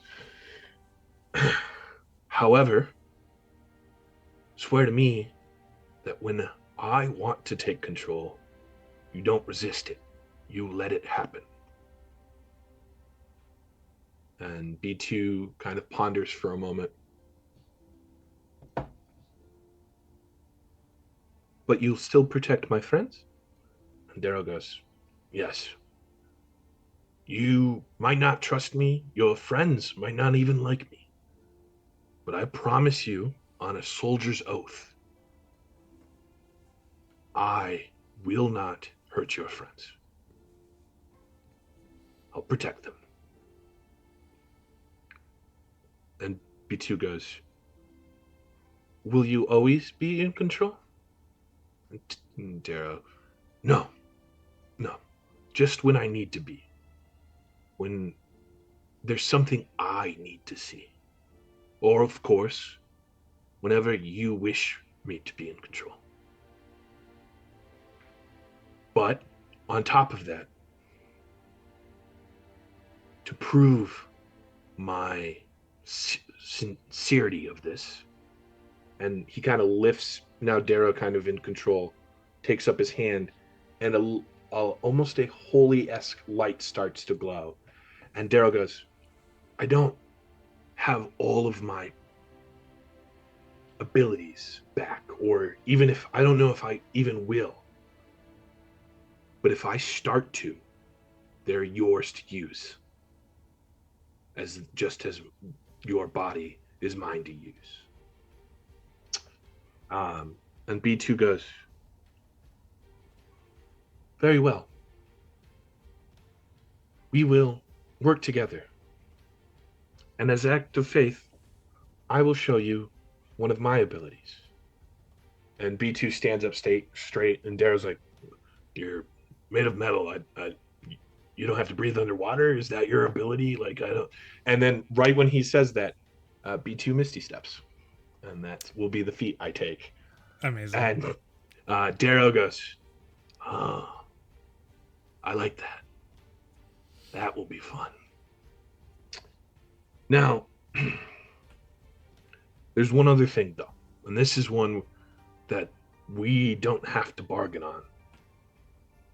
But there is a third crystal. I don't know what's in that third crystal, and you don't know what's in that third crystal. If someone else tries to take control, don't let them. B2 goes, what do you mean, Darrow? We have no idea what that third crystal means.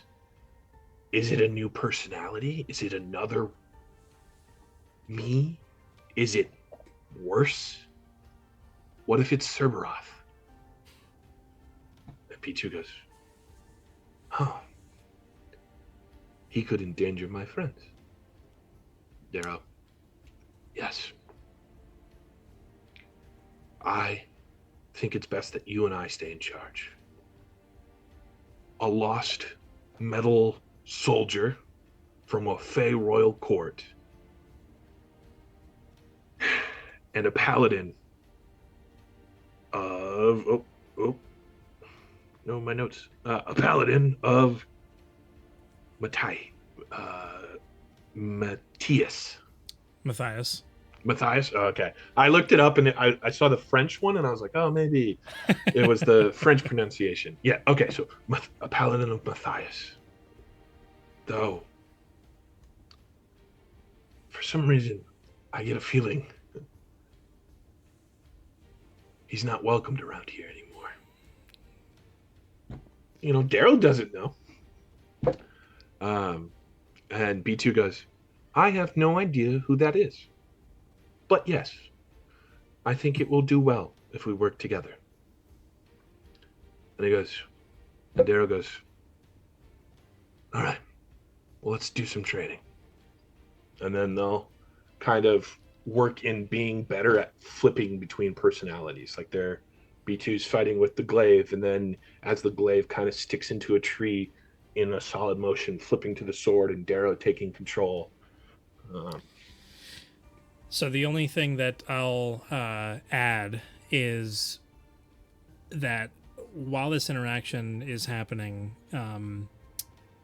because this hasn't happened before, this is the first time that they're talking to each other and kind of flip-flopping, almost like I imagine Gollum and Smeagol talking in the water, right? Kind of something similar to that, right? That's what I'm envisioning. There is not a presence, but a feeling that comes over B2 and Darrow, which it happens simultaneously. It isn't one or the other. It's something that is ever so gently being pressed onto the two of them. Only this being realized in this moment because of what they're doing. And as they're going to go train, this feeling is felt as well. And the feeling is that of warmth and an attempt to provide comfort and assurance to the two of them, and in that feeling, to try to encourage the two to work together, almost as though there's a silent agreement with the agreement that they've made. They don't feel anything like, oh, this is a third person trying to push onto us, but they can't help but come to that conclusion because unless there's some outside source providing this to them, there's no words, there's no emotion necessarily. It is just a heavy sigh of relief from someone who was stressed out by something, and then that tension was relieved, and the warmth and embrace of what's happened washing over both B2 and Darren. Darrow. Not Darren. Darrow at the same time. Okay. So that's that's that. And we'll go ahead and cut back to the rest of the recording. Hi, everyone. We'll go ahead and hop back into this now. And so Garen's first point, I'll hand it over to you. Okay, I didn't actually do this. I should have done it this way in a day system. I just kind of wrote it all out. Nope, that's fine. So I don't know what I did which first, but I'm gonna do the more fun ones first. And I already did the spar. I was with gonna say B2. one of yours was already taken care of. Yep. Yeah. Okay. So I'm going to, I guess on day one, like maybe later toward the evening, find Black Star, wherever he is. Black Star! Where are Knocking you? on a door. Where are you calling for? Who are you? I'm not. Where are you looking? That's the question. Somewhere. I'm just yelling your name around. Okay. I don't know where to. I don't like. Did we assign rooms, or we're just roaming? Yeah, I didn't think so. If you're yelling my name, an outcast member walks up to you. And No, excuse me. I'm looking for someone. Get out of my way. you don't talk to me like that, bud. Who are you? Who are you? I'm Garen. I'm the reason. I'm not the sole reason. This place is still standing because of me. Oh, you think you're so tough? I talked to Black Star. I hear you call his name. He say he's the reason this place still standing. I mean, he's not wrong. He's also one of the reasons. He say he's the only reason. No. Of course When you you'd say believe that. him? Of course, I Says believe something him. about your intelligence. I just read a book, and now I don't think he'll ever get me again. There's something about your The intelligence outcast is member insane. starts laughing, and then poofs, the fire comes up, and it's just Black Star. Oh, you did read a book. Oh boy. Ah! Oh.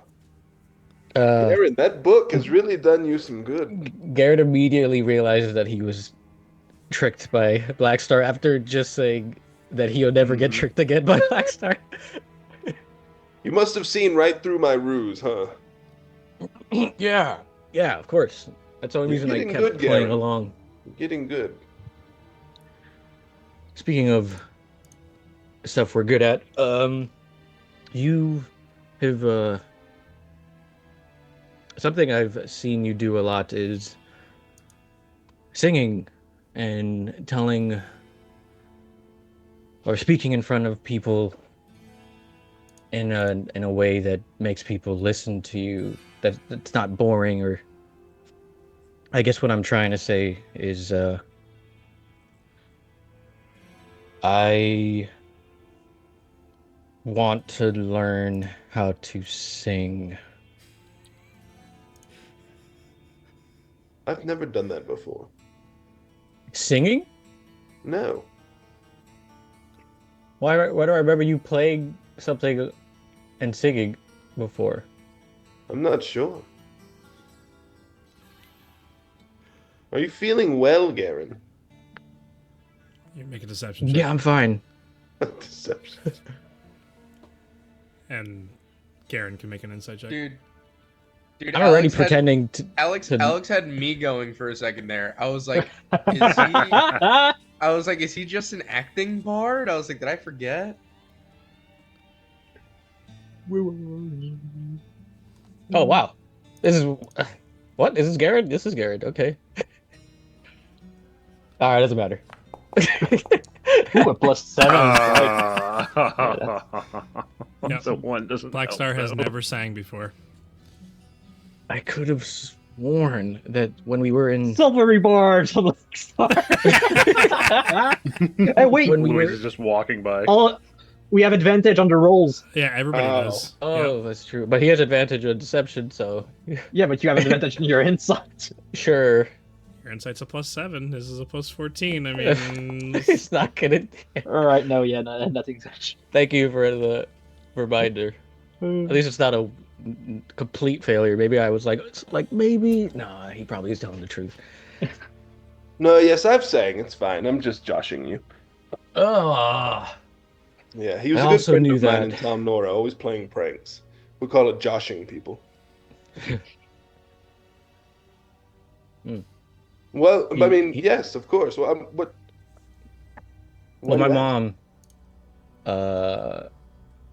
isn't technically a singer, but she would sing very loudly whenever she was working at home, and also sing me a song that would remind me how great Hyalus is and help me sleep. And I've always wanted to sing with her, but I sing terribly.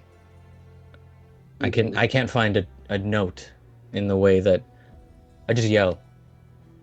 So I was hoping you can help me find my voice in a way, so I can surprise her at some point. Yeah, I mean, I was classically trained by the great Count Majestic. I remember some of the things that he told me. Well, awesome. I don't really know what that means in terms of what I need to do, but I'm willing to. Yeah. What do you need? What do I got to do? Do I yell loudly for a couple hours? No. So, Count Majestic, amazing, legendary. He always said that performance was like a picture into the soul, or a way to allow you to let things out, express things. Like, it's about what you feel. And if the memories of your mother are what's driving you, then you need to hold on to the positive feelings that you felt about that. The less you worry about how you sound, the more confident you'll be. The more confident you are, the better you'll do. if you can't convince people, then just, you know, throw sand in their eyes. Is that what you normally do? No, I don't carry sand. I don't have pocket sand. I gave that up a long time ago. But, you know, confidence is key. That's all it is. Half the things I say make no sense, but I believe in them. Okay, I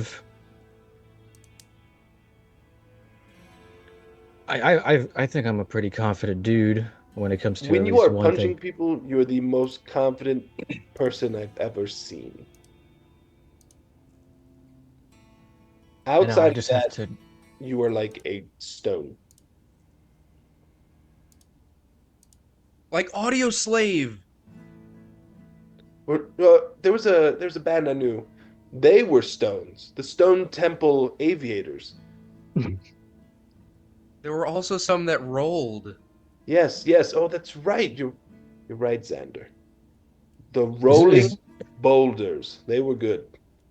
Bit culty. Some weird devil stuff, I think, but that's neither Wait, here nor there's a group of musicians that are themed around stones. Oh, yes. Yes. They're amazing. Mick Obsidian Jagger, lead singer. Amazing. Amazing performer. He's not even that good of a singer, but his showmanship, the performances drove him over the top. Very bluesy, very soulful, and you have that in you, Garen. I do. You do. No, that's not. It's not a question. Did you ask me if you did? I do. I You, I feel like the inflection was still there. All You this is do. new to me. I do. You do. I Okay. have the soul in me. You do. Absolutely do. Everyone has the soul in them, but some people tamp the soul down. When you're fighting, you let it out, and that's important. But you have to let it out when you're not fighting, also. Okay. Yeah, when you want to, you're very smart. I mean, I'm smart all the time. I just like to let other people think they're smarter than me most of the time because it gets the wheels moving. And you attract more flies with honey than vinegar. Can you come up with that? No, someone else did. But I do also know that cats really like antifreeze because it's sweet but it also kills them. So you've got to balance it out, honestly.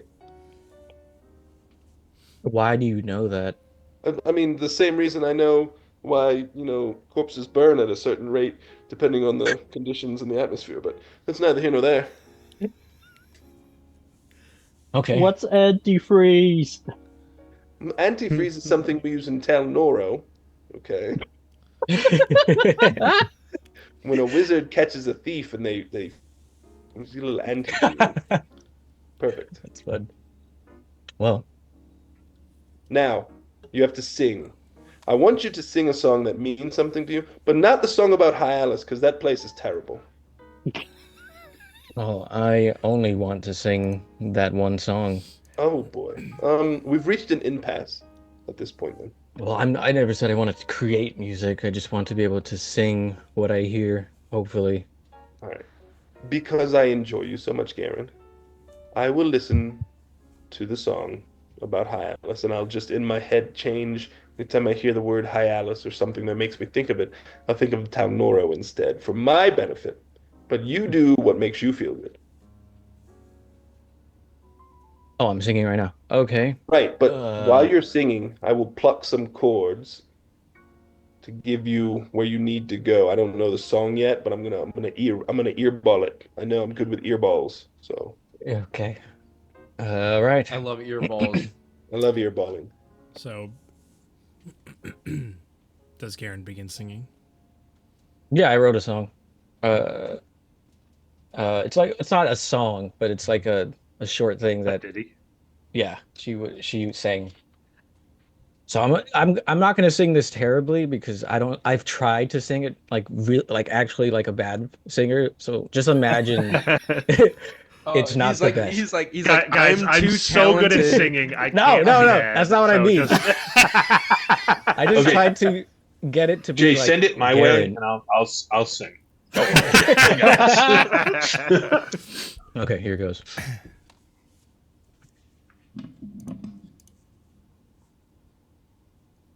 Under the mountain, strong and wide, Hyellus stands where the earth won't slide. Stone and ember, iron and clay, homes where the anvil sings all day. Oh, the stone hums low, the sky rolls high. Wind may wander, but roots don't lie. Where the forge still burns, where my heart holds tight, that's where my soul rests every night. That's where my soul rests every night. Yo, what? Oh dear Lord, I have chills. Garen, that was Yeah. And I got to be a part of that. oh, that was Yeah, exactly. That's what I'm doing right now. Exactly. Yeah, literally. oh man. Garen, That was you beautiful, have Chad. amazing talent for singing. That wasn't bad. Not at all. I feel like it was better than me, and I'm not much of a singer. I'm more of a musician and a performer. But that was intense. I got goosebumps. Yeah, my mom likes to like make things up. I think she should have been in that band that you brought up earlier. Rolling And Boulders. yeah, that one. And this one, I guess, stuck to me at some point, so she just kept singing it over and over. What happened The, to your mother? oh, she's still back at home in Oh, Hyalus. Yeah, she's still working. I left them, my mom and my dad there. She's a smithy, so she's uh very busy all the time. She's not really making weapons anymore, so I don't know what she's busy doing, but the area of Hyalus that I'm from, I very depend on her in a way that I try to imitate, uh, and I wanted to give uh, in some way I wanted to be able to have that fun with her when she's singing, when she's smiling, singing that for me. I want to be able to do that for her, especially considering that I'm always putting myself in danger and getting her worried and upset. So, do you have any instruments? none that are not broken. Do you like the drums?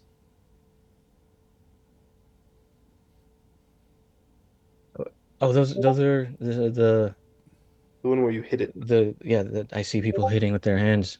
I've never, Yeah, yeah, like a you know, hand drum. I didn't even. I always tried to have a melody follow my melody. I didn't think about just having me just hitting something. I feel like that might throw me off though. I might hit it too hard or break it and then get pissed off. Right, but see, that's the thing when you're singing, right? That beauty, that part of your soul that comes out. That's not angry. That's not raging. That's that's beautiful. You channel that while you hit the drums. You just don't beat them to death. I'm gonna steal you some drums now. I'm gonna pretend I didn't hear that. I'm just gonna assume you bought it for me. I'm going to buy you some drums now. There you go. You really think I was good? That was amazing. I loved it. I want to perform that for you. I want to play a song while you sing that in front of people. I don't know. I don't know about that. Singing in front of you is one thing. Uh, and maybe even in front of my mom, that's gonna be a lot harder for me. But you know what? Yeah, if I have you to back me up, I can be brave. And That's exactly it. It's bravery. yeah, it's just so much easier to just go wild and kill things that are bad. Yeah, I mean that's you're really good at expressing that. But you know, you can't be like a rock, right? Does it only have one side?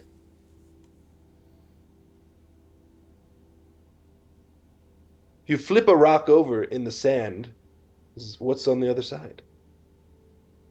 Sand. Right. It's Shut Something up, it's, different. Felix. I'm it's in the moment. I'm in the. No, it's the 28 passive perception. It's Louise. I hear everything. No, wait. It's 30, 33 passive Shut perception. up! I'm about to annex you. Shut up! Gosh dang it. So we're going to form an alliance with Greenland and Panama and annex the U.S. Yeah, by California. Yeah, take California. It's All like of the U.S. except Jason's apartment. it's like anything, right? A coin, a rock, you know, there's not just one part of it. And a rock can't be a rock if it's just like this one thing. It's got to be, you know, more than that. Nothing's just one thing. You're not just a punchy guy, an angry guy. What you just let out is different. yeah. I maybe I appreciate you always somehow tying things back to stones and rocks. Well, that's your thing, right? Yeah. Right, yeah. I mean, Uh, I don't know, after this victory, maybe it was a lot easier for me to let out this side of me because I felt so defeated when you guys found me in that prison with B2 that I kind of had only one thing in mind, or I needed to succeed, and I kind of shut myself off from feeling anything but that. and that's okay sometimes. But, Garen, you are much more than just that one sad punchy guy. Sad. Well, not anymore. Now you're less sad because you know you're out and you're punching things freely again. Yeah, Yeah. this was fun. This is the first time I've ever sang and someone didn't think I was, attacking them. No, no, not at all. I've seen you attack people. It's a very different process. I'm gonna write about this in my journal. Yeah, that'd be great. I'm And gonna I'm gonna keep steal practicing. drums. You're going to buy drums. I'm absolutely going to acquire drums with my hands. Um, uh, thanks for helping me with this. Uh, I'm excited to perform with you We'll one day. start small. We don't have to have like a whole bunch of people, but we'll work up to it. So by the time we get to your mother in that dreadful city, Alice, you'll Okay, be I'm a gonna master. pretend you didn't say that either. I mean, I I feel like did. I have to have selective hearing when it comes to you. Like sometimes you just say something that's gonna piss me off. Yeah, I do that, but you know, Have you been to High Ellis? no. Why would I go there? Well, to not have the opinion that it's dreaded. It's on the other side of. It's on the wrong side of the caldera. Oh, I know people. Well, I know one person from Talnoro, and he I stumbled upon him, and he traveled. I don't remember if he traveled or if I just bumped into him in the desert. Uh, Oh, but you're people, not talking about me? no, not you, no, not you, another person. Oh, it's disappointing. Yeah, I'm hoping to see him when I get back. But yeah, uh, I just think you're missing out. I've never been to Talnoro, and I just hear that it's not the most pleasant place in terms of the people. But I don't. I'm holding off my opinion until I actually see it for myself. Oh, it's lovely. They're more afraid of you than you are of them. That's a lie, but still.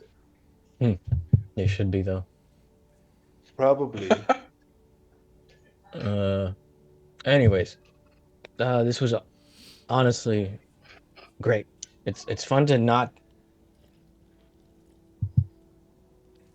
have to just punch something, or it's fun to see that I'm not just good at one thing. I'm gonna keep practicing. You can be amazing at many things, I'm sure of it. Oh, I've tried. I don't know if that's true. Probably Well, like maybe 5 things tops. This is my second thing. 5 things is more than one thing, and 5 things can lead to 10 things. You just read a book, so I mean, you're already moving. That, I completely forgot about that because you tricked me like 4 times in a row in the same conversation. I didn't do that at all. But anytime you want to play, I will play with you. Yeah, after you acquire a drum, I'm stealing them. I'm not gonna say that. I'm not gonna even acknowledge it. That's fair. I'm gonna practice on that, and if you wouldn't mind, I'd like for you to be with me, and so we could practice together the song. Oh, 100%. As a matter of fact, I will see you late, like in a few hours. I will have drums for you by then. Okay, jeez, what? Where? I'm not. Never mind. I'm not gonna question it. Oh, the before I go, the song's name is called "Stone and Sky." Stone and Sky, a beautiful song about Talnoro. Off to the side, you see a young outcast boy playing with steel drums on the floor. Not for long. My dad gave me Where did this child come from? I've had them Dude, what you forever. think outcasts don't have kids, bro? I mean, No, actually, I don't think they do. Dude, Their they name get kind way- of makes they it get- seem like they should. they get way more play than Razir does, guaranteed. I mean, Guaranteed. So before Garen moves on to I don't know if you were done, but before Garen moves on to his next thing, I'm gonna break the rules because it's my game, and Garen gets an additional inspiration. Oh, That was- that's a thing. That was I just have to write it awesome. down. That and was and awesome. Black Star by association also gains inspiration by Garen singing that song. Association works for me. I'll take it. I have a 32 passive perception. Do No. I get it as well? Felix, you tried to Get ruin the outta immersion. Get out of here. Felix, you have no. negative Immersion. inspiration. I mean, to be fair, Tim, first day I'm going around looking for diamonds. I I'm could aware. overhear basically anything in the base right now. I'm aware. I am aware. And if you do something to the level of what gosh darn Jay just did, then Yeah. you'll get inspiration too. Oh no, I'm not. Because honestly, when you talked about like doing downtime, I thought it was more going to be like the time skip they had in campaign 1 of Critical Role. Like they did a few things, but not much to role play. Nah, man, this is awesome. Felix, And, Felix, I mean, Felix. what were you thinking, dude? Felix. How long have you been with us? No, I know. I thought there was going to be some roleplay because like there was in Critical Role, but just like you said, I wasn't thinking the whole like time skip downtime was going to take 6 sessions, like you said. I also didn't think that it would, but everybody's really enjoying it, and by everybody I mean everybody other than Felix.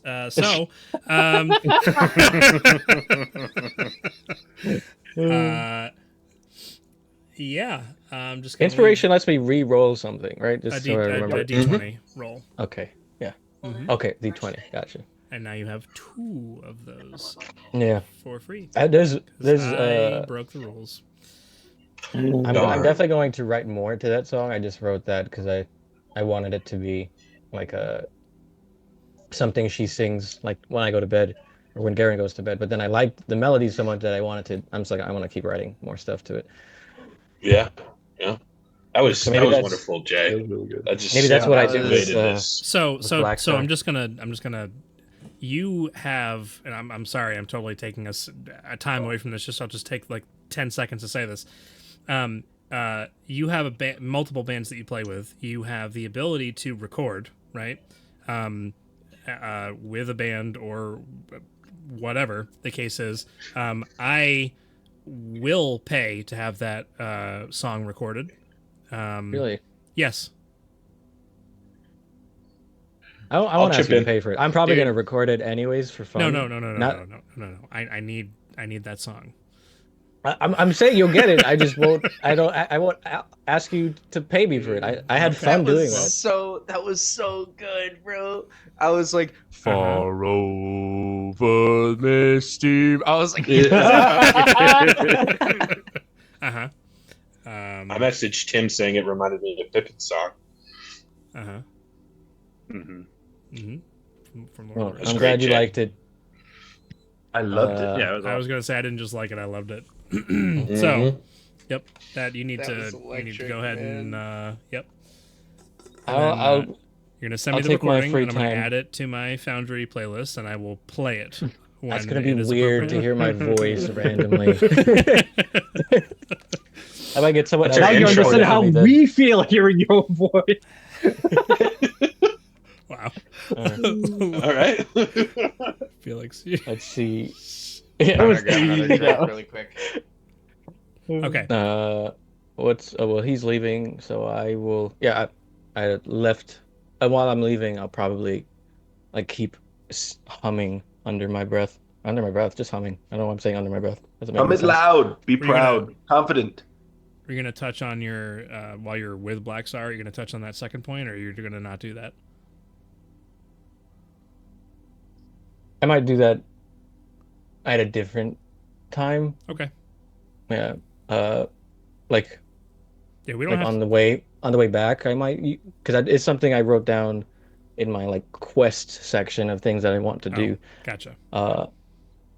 But yeah, I enjoyed this interaction so much that I didn't want to like. I was like, oh, also by the way. Mm-hmm. I'm gonna go see a man about a horse now, and then I turn into Xander and wander off.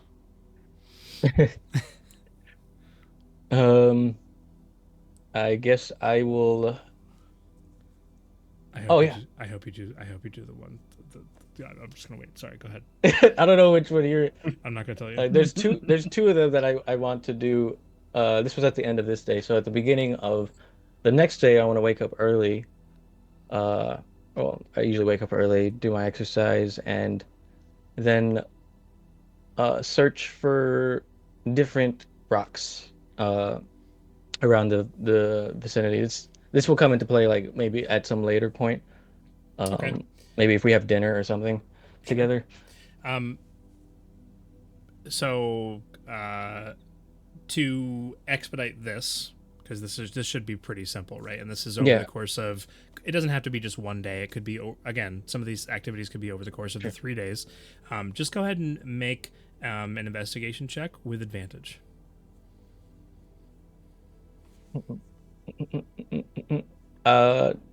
Just oh man, why am I bad at investigation too? Eesh. Okay, I'm happy with that. Darn good. Nice. I do have like set rocks in mind to give people, if just so that's known. If you want to. So in this instance, I will say that because of the area that you're in, because of the room with the God Shard in it, you're being near an ocean, and there are also like rivers and the lake readily at your disposal. You're not finding anything magical, but anything of any description that you wish, you can have. You over the course of the 3 days that you're here, you can find it and make up those descriptions on your own when you choose to do with them what you wish. Perfect. If that makes sense. Yes. Now I'm going after that's done, I'm going to look for Razir. Doing the same thing I did for That's the one I was hoping Black for. Star, just yelling for Razir, because that's the only way I seem to find people. Razir! Ooh, let's see, where would he be? He'd be all over the place. He's either mucking about with the outcasts doing their things and setting up. He might be downstairs in the cave at some point, or he'll be in the library. Um, Second day, Pick one. probably library. Yeah, this is. I Library. was gonna say this is just after the B2 occurrence. Right, right. I need to find my notes. He'll hear you yelling and come out and yeah. Hey, now that everything seems to be quieting down, I wanted to talk to you about something that I felt for like since we were at the witches, the hag. I don't remember the that magical place. Algasser's place? Yes. Alright. At least I believe it was then. Um,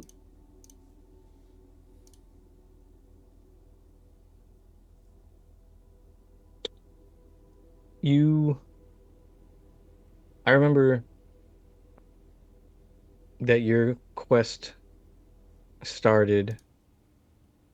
Oh, the music's done. When a place named Havenbrook was destroyed. Yeah. And up until finding that out, I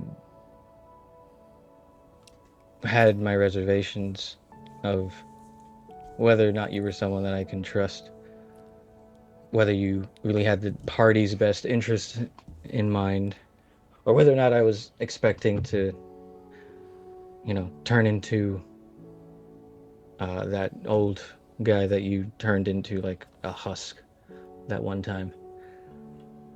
Right. But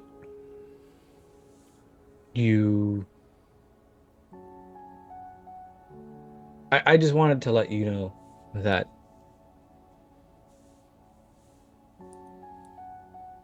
I'm committed to helping you achieve your vengeance, and I guess because in a weird, in one way, it could be seen as making a wrong right again, defending after the fact. And I wanted to show support and have you know that I'm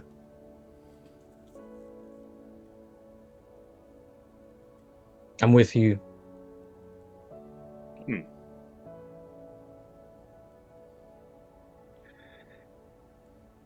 Well,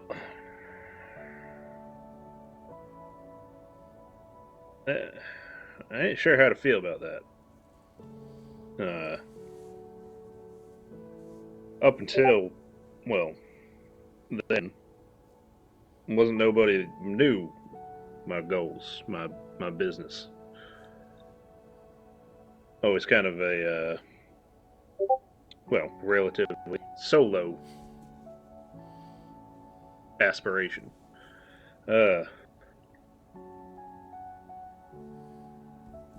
So, hearing you say that you'd help, I guess I appreciate that.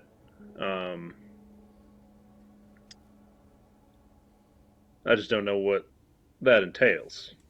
Well, I don't know either. I don't know if there's going to be a point where there's something that I can't do. But I just wanted to show support is all. And have you know that someone's in your corner in regards to something that has damaged you deeply.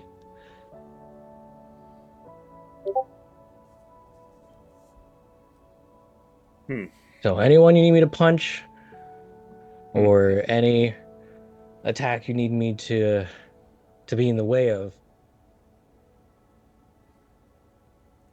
get Blackstar, and I'll do the punching. He'll do the body blocking. Right. Blackstar. Right. Right. Well, if it comes to it, I appreciate that. I just knowing who I'm going after and what I've learned about where they are, who they are. It's a lot. I'm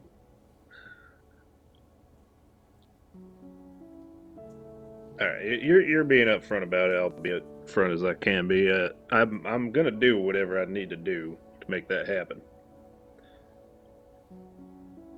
That I mean, whatever I need to do, and I don't expect you to put yourself in harm's way, really, to make that happen for me. But I do appreciate it, knowing that there's, like you said, somebody in my corner. I can't say anyone will ever be happy with everything everyone does in the party, but we are a family. So I can see that your heart is in the right place, at least from what we've experienced together.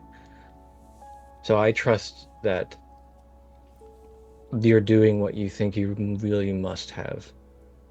And I'll give you the benefit of the doubt that it's something, as long as it doesn't outright endanger the party itself. I don't see myself truly fighting you that heavily on anything. All right. Yeah. That was it, really. Well, thank you. I wanted, because I know I've definitely glared at you a lot. You went first. Mhm. I don't know if you remember, but I was a bounty hunter before this little adventure we got together, and that ain't exactly the most loved profession, so that ain't nothing new, but yeah. Do you... Well, I guess one thing I'll ask is there an intention for you to be alone again one day, or are you moving away from that life that you were just doing everything by yourself? You know, Because I ain't sure. For a long time, and still, I've had that singular focus, and not much thought comes into what comes after it. So I guess I just can let's see. relate. I can relate with tunnel vision, that's for sure. But if there's one thing that this victory's taught me is that don't forget to look around. Basically, I just learned how to. Well, I guess it was always in me, but I can sing now, and that was a very different but fun still experience. Not as fun as bashing some guy's head in that looked at me the wrong way. That's a bad person. But Yeah. All right. yeah. Well, anyways, I don't know what you were doing in here, but I wanted just to. combing through that library, see if there's anything useful. Well, there's useful stuff, but more immediately useful. Bless you. Thank you. Well, hoping you can come to rely on me. And I'll leave you to it. And I'm gonna go find food because it's later in the day. I need I need to interject here for a moment. Was somebody else going to say something? Yeah, I was just gonna say second days when I would have had the feast. Oh, so I can do that next thing. Yeah. Cool. Perfect. So we'll. Do you want to interject? Oh no, it's gonna be after stuff. It's gonna be before yeah. There's that. stuff that it'll all eventually meld together, and it'll make sense that people were doing things at certain times. But I don't want to lose the moment. So I need to ask Razir what he is feeling after that conversation.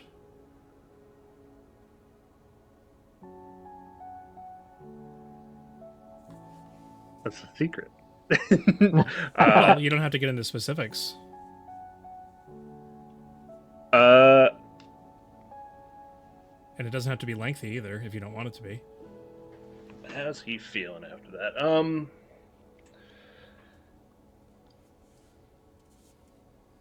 I think he said it pretty well. He said it, I said it. It threw him off a little bit, having someone else know his goal and saying they'd help outright, willingly. A little, not like shaken, but like taken aback. He had to just think about that a little bit.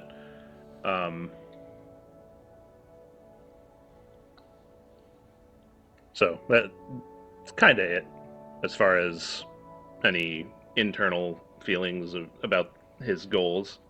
Relatively unchanged. That was the thing I was the most excited about with Karen's downtime, and it did not disappoint. All down here, downhill from now. Is that it? As far as Tim's concerned, yeah, apparently. I mean, no. My song Jay- was what I was Jay- most excited for. Jay is on a tear tonight, so yeah, I will. Yeah. I missed Garen. I don't know if you could tell.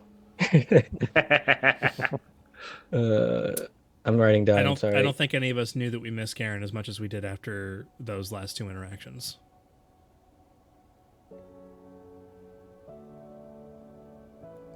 All right. Yeah. Do we want to do the feast now? Because that can combine with one of my other things that I'm doing. I don't know if you want to wait until it's you. That's I fine. was gonna go. This is gonna be awesome. We're gonna have to roll downtime into next week. It's gonna be sick. Oh yeah.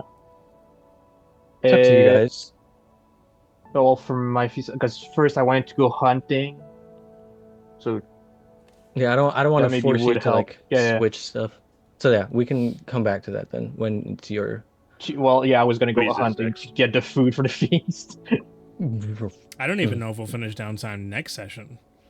I we don't were know. going no. We're still on me, and I have like I three mean- things I want to do. But that's fine. We're Let's- almost let's- halfway done. Let's I'm let's going- just keep going. Whatever you let's want to keep do. moving. I'm going to find Xander next. This one should be a lot shorter. Maybe this will be like after the meal. Jason talks a lot, so don't expect to be short. Shut up.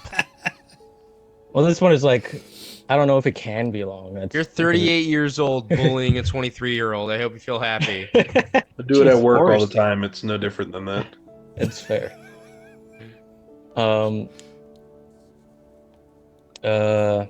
Yeah, I come like as Xander's maybe leaving, or maybe while we're at the feast, I'll ask, hey Xander, I remember you are able to just like send messages to people, anywhere, right? Am I remembering that?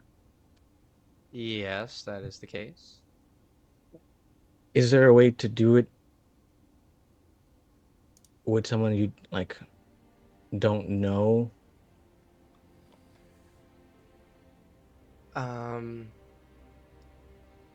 Well, typically the spell works with somebody that I do know or I'm familiar with. Um, but I don't see why not. I can give it a try. Um, if you have anything that's like kind of, I don't know, ties you to this person or something, maybe I can hold that and kind of just try and magically get a better idea of where I'm Yeah. actually sending this. Yeah, so like Garen, it looks a little. He kind of lets his excitement out a little bit, uh, and like frantically tries to get one of the stones on his necklace that his friend Lyra uh had given to him before leaving.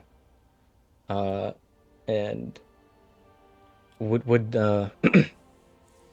this work? This is the only thing I have of hers uh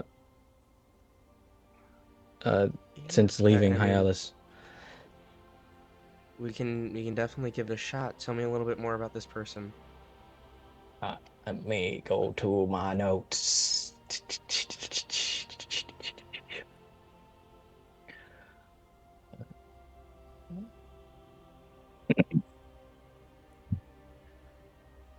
Um,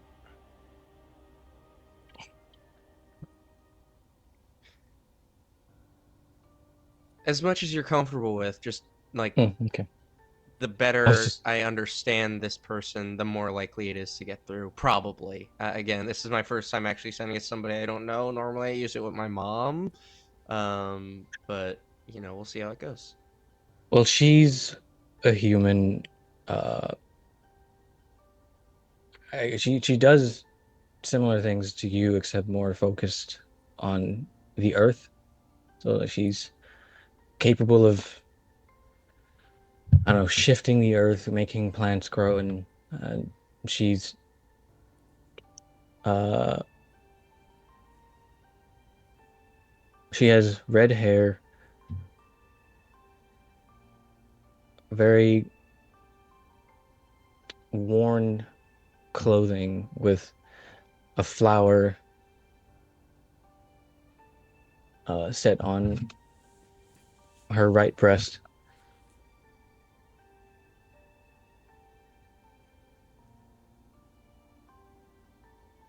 She's very fair skinned for someone who lives in the sun.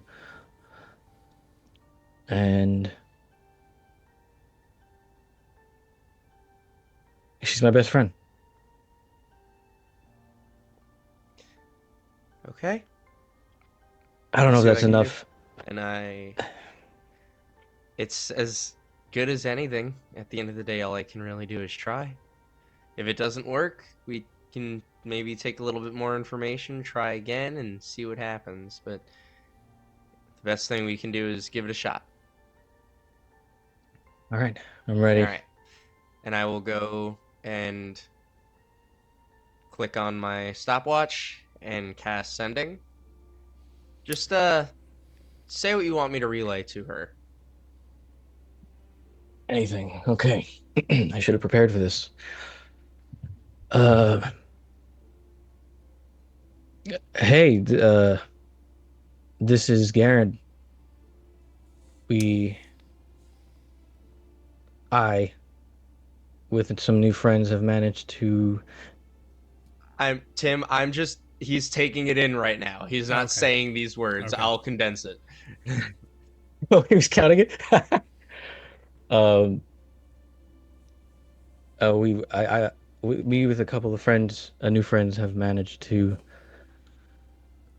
take down our first, or at least my first. I think they've done something before me. I don't remember. Chainless space. Uh, and I wanted you to be the first in Hyalus to know that we're winning. I hope you're doing well.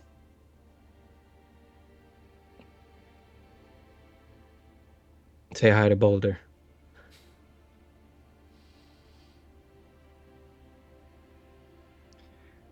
Okay.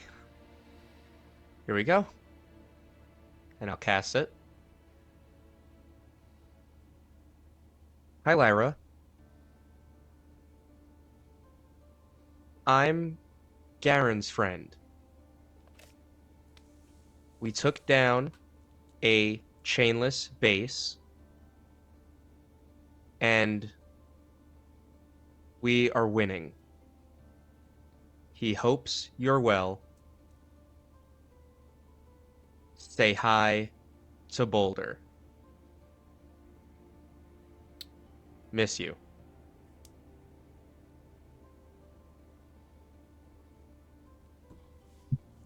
Did it work?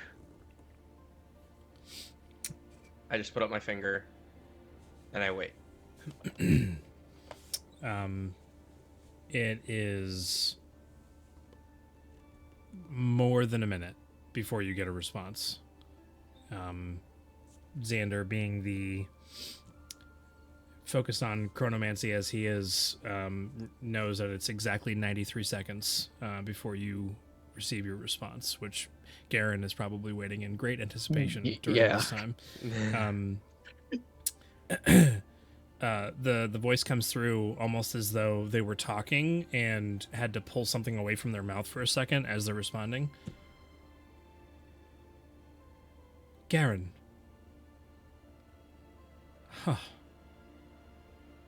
That's incredible.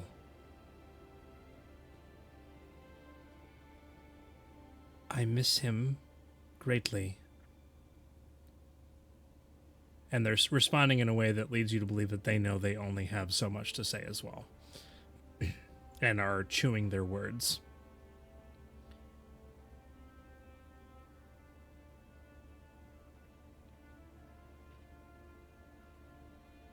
There's been an influx in Tel Noro.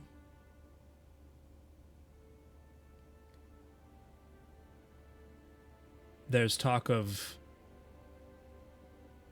overpopulation. Help would be appreciated.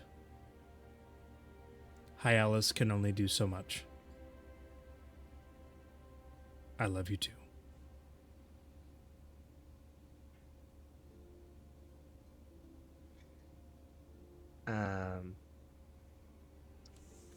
Well, she said. What's that? She said she's happy to hear from you too. She's requesting help in Tel Noro. Apparently, it's seen an influx. I'm assuming of people. And said that Hyalus can only do so much. And I don't know how you're gonna feel about this, but I think you deserve to hear it because she told me. She said she loves you too. Oh yeah, we love each other. But Is that like? no, she's my best friend. Oh, okay. There's nothing there other than that. I mean, there's nothing wrong. Yeah, that's the same thing my mom says. But well, I've found that I'm becoming more and more of a parently type, and I'm not sure how to feel about it. Well, how many times can you do that? More than once in a day. I'm not gonna ask you to do. I'm just curious, in case I have more to say randomly. Yeah, I mean it's, I at least now that I kind of have heard her voice, presumably her voice, I feel like I might be able to replicate that, and I'll go and hold my hand out with the stone to return it to you. Thanks. So my hands are too big to. I'll just do that later. Yeah, she sounded worried, which brings. Definitely came off a little worried, which makes me feel like our imminent arrival to Talnoro is just a little more urgent than we thought it was. Yeah. But we do owe it to ourselves to kind of take a break here and recuperate before we head out. Yeah, I was hoping that things would be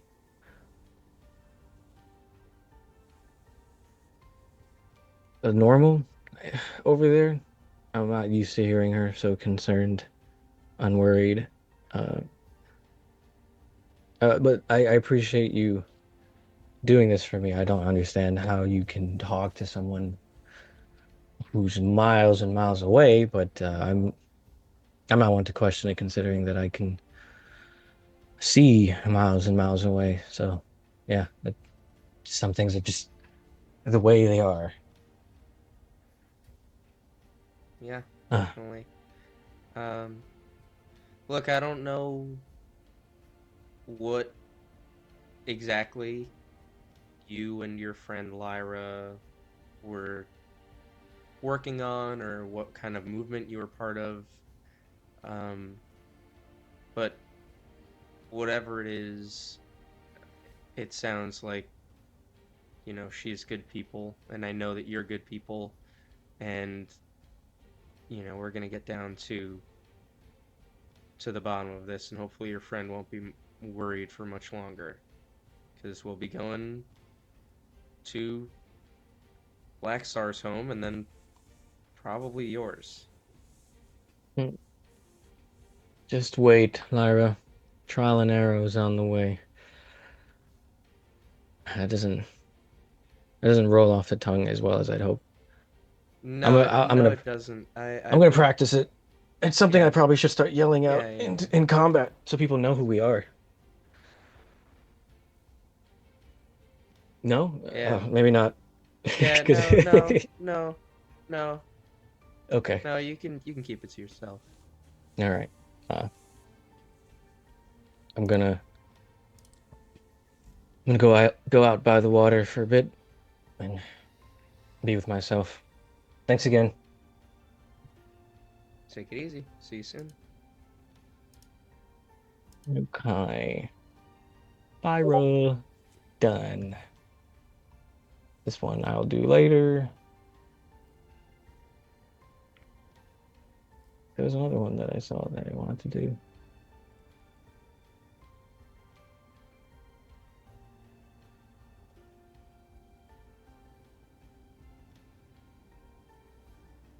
Yeah. This is another, I guess, fun one. I should have done the fun ones first. Yeah, I'll find Luis at some point in the third day. Third day. Let me just check where I would be. Yeah, no, just doing like work around the base. So there's pretty much anywhere would be good to go. Hey, Luis. I know we don't really talk much. Yeah, well, I don't talk much. Yeah, It's nothing against you specifically. You occasionally are throwing rocks around in combat, and you're able to, I don't know, do some damage with it. And I was wondering if that's something I can harness with my ability to shift into stone. I mean, I don't think you would know it. I'm just curious if you could somehow. Maybe the way I do it is due to my connection with nature. I temporarily enchant the rocks, and I know you also have some connection with nature, but I don't know if it's the same one. So I don't know. I mean, do you throw them? Is that what you're doing? I'm No, not paying first- attention. I just see rocks flying by First, occasionally. no, first I take them, I'll cast magic stone and I enchant them. So now they're magic rocks. And then I just use the sling I bought back in Seor. It's a magical sling, but so If I use that sling or got a sling like that, would I be able to do that? Or I don't really have a way to I mean, deal with things that looking are at your far away from me. arms, I'm pretty sure destroying them might have more effect than using a sling. But I That's mean, if true. you want to try, I do have. Wait, do I still have it? Let me just. And my old sling. Yes, I do have a sling, which I don't use since I have this magical one now. Yeah, if you don't mind, Yeah. I'll Alright. take hold of it. I'll grab a rock and I'll like aim at a tree and I'll try to. I don't know how he would try slinging it because he doesn't know how to do it. So yeah, I'll probably just haphazardly swing in that direction and hope for the best. So I think, yeah, to expedite this, go ahead and make a dexterity check with advantage, or a strength check. It could be strength or dexterity. I know your strength is higher. Is in fact higher.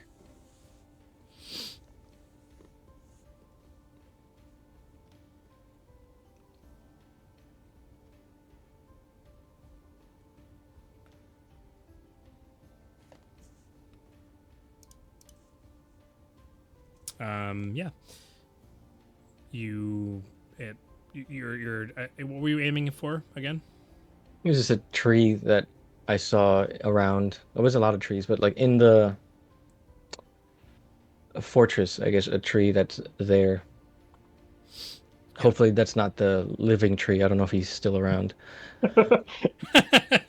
They were sent to the Feywild.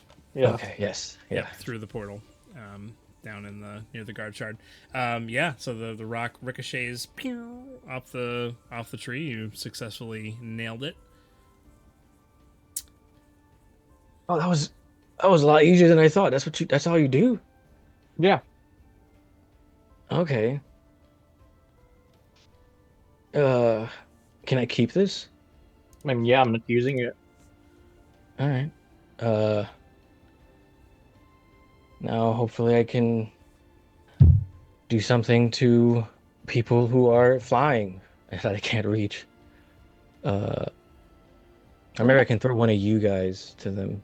I don't know. I'll figure it out. Thanks again. Then again, if you want to be like maybe more deadly, you could maybe use. I'm sure we'd find them around here. Javelins. People throw those? Yeah, I thought- they're I thought meant that- for that- to be I thought- thrown. They look like spears. Yeah, they're spears, but they're made specifically to be thrown. It's so much more interesting to throw rocks. Right, I have a up whole to you. thing going on, Louise. I'm a stone dude. Wait, is there a big chunk of obsidian downstairs? I mean, are you asking me? Yes. Well, yes. Yeah, well, it's onyx. Onyx. Oh yeah, Onyx has an obsidian, but Onyx, yeah. Yeah. Sure. There's We could make use of javelins out of Onyx, which is a rock. Because we do have the just one sec. Well, the hole. Go grab the Onyx breaker hammer, climb back out. With this, we couldn't make you a bunch of javelins made out of rock.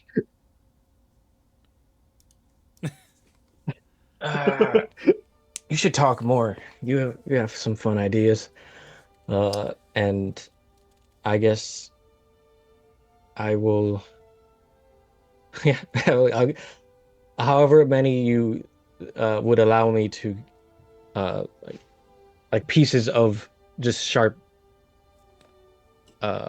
Onyx. There's literally millions, like literally millions on the ground. I assume they need to be big enough to make it, or could we take smaller pieces, stick them together, and then smack them with the hammer and fuse them together? You could certainly try. Well, we haven't really used it so far, so I'll try. I'm pretty sure with the testing we've done with it, it only breaks stuff Only the break- Onyx yeah. down. Yeah. So if you hold a cluster of these onyx shards in your hand and you attempt to hit them with the hammer, what are you envisioning? Because you know what the Onyx Breaker does. It turns onyx into something that you're holding in your other hand, right?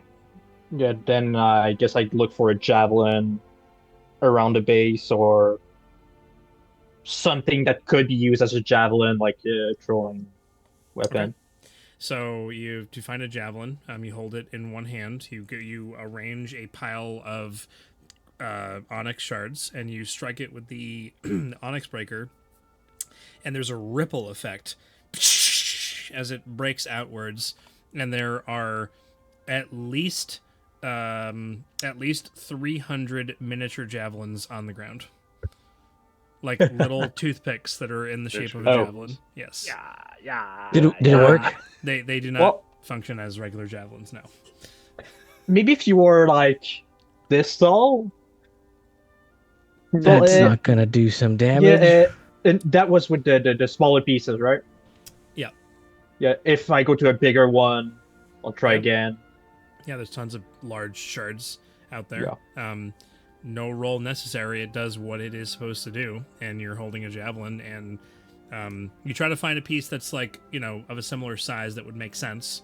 Eventually you hit that, and out pops, like, all the crystal just evaporates around, or it doesn't evaporate, but it crumbles around it, revealing a beautiful onyx javelin. Right. I almost don't want to throw this. So onyx inherently, just to again try to expedite a little bit, does not inherently have magical properties by itself, although it likely, Xander could probably tell you this, that it, or Blackstar, that it has heightened properties for enchanting if it were used for that purpose, but by default, by itself, now that it's been crafted into a weapon, which I don't know that you had, you guys have not had an onyx weapon yet? Nope. Okay, so this javelin has a +4 to roll to hit and damage. To hit and damage. So you've not tried this before. I've been waiting all this time. I've been waiting for 2 years for you guys to make a weapon out of onyx. But that's all it does. Could I make a bunch of stones for my my sling? Use those tiny javelins. Oh my god! I mean, they're toothpicks. I doubt I could. Yeah. Or it's buckshot. So I'll say buckshot. So that I'll take, like, if I can make 6 of them. Yeah, I'll look around. Take 6. Yeah. I'll look around. Well, unless Tim tells me there's not enough to do that. There's more than enough onyx around. You know what? Since I was just going around, like, setting stuff up for on the 30, I'll just spend the rest of the day making javelins and putting them in the hole. Cool. So we have it. Sure. I mean, B2 could also use them. Yeah. That's cool. I was going to say B2 here's like the clunk, clunk, and he kind of comes down and goes, "What are you guys doing? What a big toothpick!" What's a toothpick? Oh yeah, I guess you would. I'm just messing around. I was making javelins out of onyx for Garen because he's all like rock team and his aesthetic. Realized onyx for some reason makes really good weapons when I make them with his hammer. So I was making a bunch of them. I mean, you could use them to hit people from far. I do struggle with people from afar. Especially if So they're 5 foot above you. Especially if they're 5 foot above me. Yes. Yeah, so And here I you do go. believe we will have some flying enemies soon. Yeah.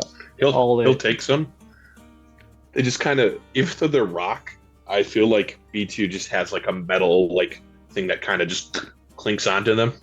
So they just he's got kind of some war spikes now on the back, and then he'll put a couple in his bag of holding. Oh yeah, you have one. Yeah. Amazing. All right. He doesn't understand it though. He's just like, yeah. How's this entire pole arm just javelin just disappearing into a bag? Yeah, Garrett's just still like the first one he got. He's just like completely. Wait, I just realized if that's how you see the bat. How about the whole? I think B2 just blocks it out so that way he doesn't have to question it. He's like, Louise is a god. He has something. All right, and I'd like to also make a few rocks for my my sling. Would that work? Well, the rocks aren't what are giving you your plus to hit, correct? No, Sling. but when you use magical ammunition, that overrides the bonus. It's not magical ammunition. So I need to use a regular sling then to get the bonus. If I use a magical one, I get no bonus.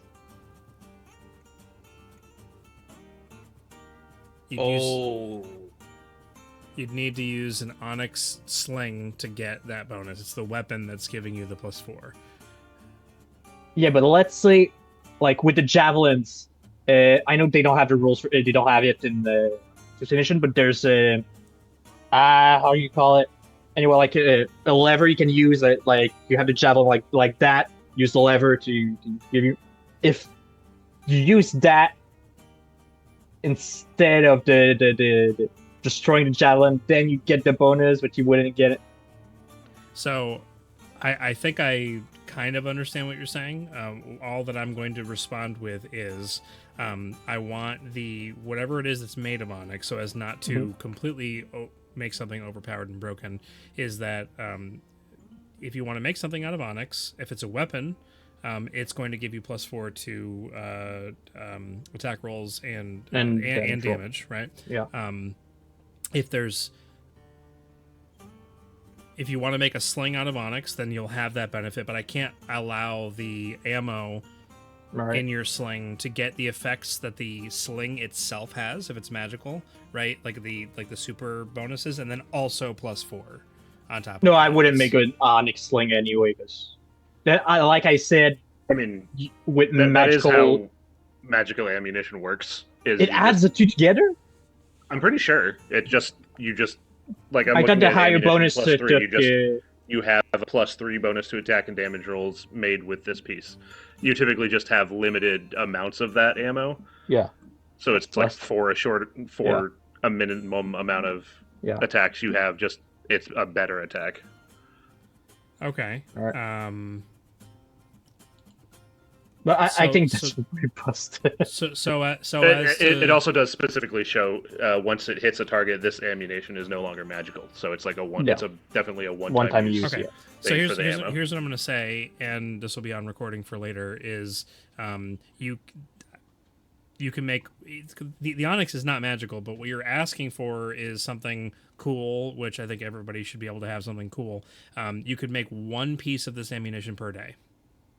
All right. And could I take a big chunk of on? Oh, well, if I strike the big chunk, it then crumbles to one piece, right? Yes. All right. So I need to have a bunch of smaller chunks in the hole, and each day go down. Ding. All right. I'm back out. It still sounds kind of broken. I'm not gonna lie. Having a +4 on top of I don't remember what your sling does. And it's a +1 that just basically allows me to make a second attack roll on a different target. Gotcha. Wait, how would that work with magical ammunition? I wouldn't be able to ricochet it because it would be destroyed. You'd be able to ricochet. Only the first hit would get the bonus from the ammunition. We solve this at a later point. Right. Yes, we're gonna table this for now. We can message me. We'll talk about it. I'm gonna be doing nothing other than working on D&D probably for Yeah. the rest of my life. So Talk like So- you love it or something. 2 years with how old you wow, are. Wow, that's brutal. Alex, you don't have much longer to go, apparently, according to Felix. Why? I'm so young it hurts Because me. you're a year older than me. You're so young, Okay, it hurts so you. what I'm going to That say means is, you're old. Jay, I don't know whether or not you were done or not, but regardless of whether you are done, what I'm going to say is I think that I've handled this poorly, as far as everyone kind of getting to do their own thing, which is what you are all going to continue to do. The only thing, I'm going to add a stipulation to each downtime activity going forward, which isn't really fair. The first couple people didn't have the stipulation, but it needs to happen. So I think that unless there's a very specific activity that is only with one other person, that each downtime activity going forward, you will choose 2 people to engage with in it with you. You could choose different people. That way, it's not just one-on-one conversations the whole time with. But I like it. Not everyone else But- does, Alex. Yeah, but I don't care about other people. Well, That's why he's in the Dude. army. His character bleed is crazy. well, if that's funny. So I mean, if it's like I was gonna go have a private conversation with this person, then of course that makes sense that you'd have a one-on-one with them, right? But if you like, I'm gonna go do this with this person, and I think I would like you to then select someone else to join in that conversation.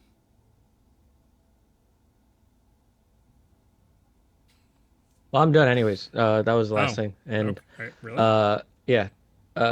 The other the first one, I feel like I have a lot of things that would take a lot of time, so I'll do that. I will bring that up when we get to Hyalus for sure. So here's the last thing that happens with Garen. I'm sorry, I'm like just a lot of things. Okay. At a certain point during Garen's downtime, and I am commandeering it. I'm sorry if I'm taking away your player agency, but I want this to happen. At a certain point,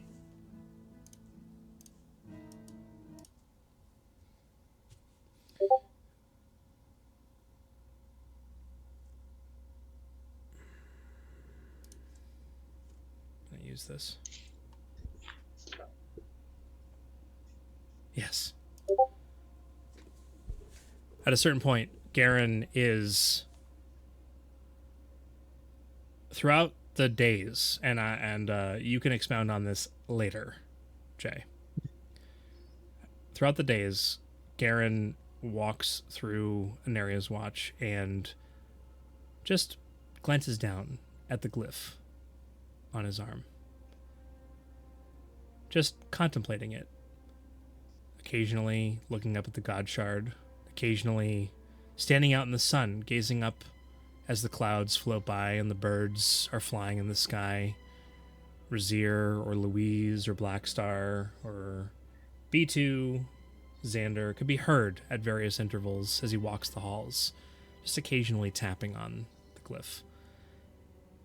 Maybe singing to it after his conversation with Blackstar. Maybe taking a little jog, and the glyph occasionally blinks, a little bit of light coming from his wrist. Just a slight glow emanating. One particular night during Anaria's Watch, at this downtime, he takes a stroll in the nighttime and sees it pulse with energy. But it always seems to pulse more when he's in the room with the God Shard. And on this particular day, one of these 3 days, as he's contemplating and wishing to understand his glyph, Garen, you kneel amidst the onyx shards, and you clench your left fist. I believe that's the fist that has the glyph on that arm. Yeah. Off to the right-hand side in one of the desks, that's set up, and I say desk, but it's one of these things that's set up with all the glyphs and runes on it and controls that are on it. There's a couple of drawers. You tilt your head to the side. You swear you heard something rattling inside of one of the drawers. Something... You have a feeling. Something is yearning to come out of this. Do you go towards it? Yes. Get up off of your knees, you walk over to this. The drawer explodes outwards as the glyph on your arm flares up wildly, light glowing in the air. The God Shard, not a bolt of lightning, but a single streak of electrical energy comes down and connects to the glyph on your arm, and some type of object comes flying out of the drawer, and you instinctually catch it in your left hand. And you're holding something made of onyx. And there's electricity all around it, and there's like the veins inside of your left arm pulsate with energy and run down into the glyph, causing it to glow. This thing you're holding in your hand is in the shape of a fist. Funny enough. Something inside of you tells you to grip it and to crush it with your hand. What do you do? I throw it. No. Do you? Perception. Do you throw it? No, I crush it. Okay. Or try to. It's onyx. Make a strength check. Can I rage for this? Sure. Oh, I have advantage anyways. You should. It doesn't matter. You probably feel like you want to rage. There's a lot of energy coursing through your veins right now. Okay.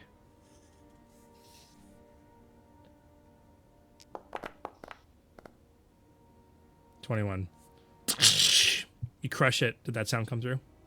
Yes. Yep. Ooh, look at that. I get to do sound effects again. This is cool. You crush it in your left hand. It gets pummeled into a small black sphere. It levitates above your hand as you're holding it. This is something magical, something otherworldly, something that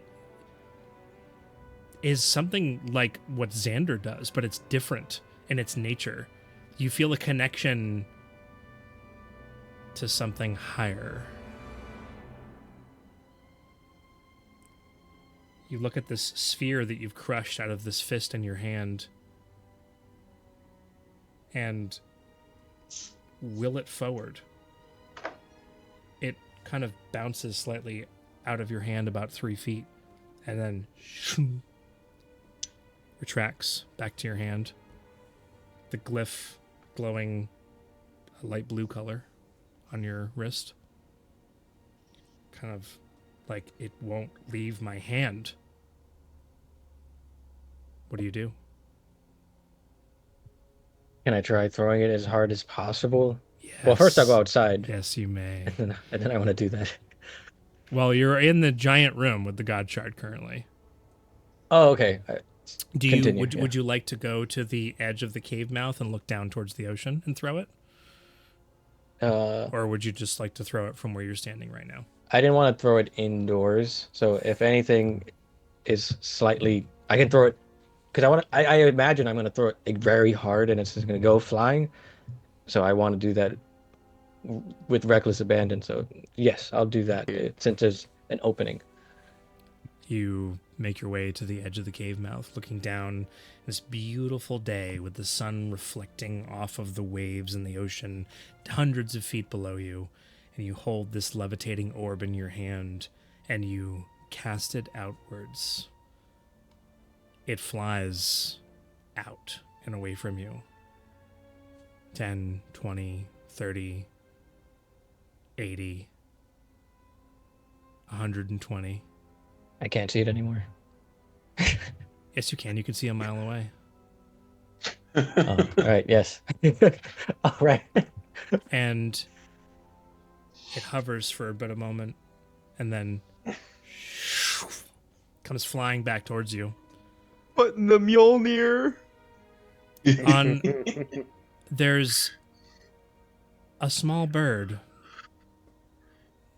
and on its way back,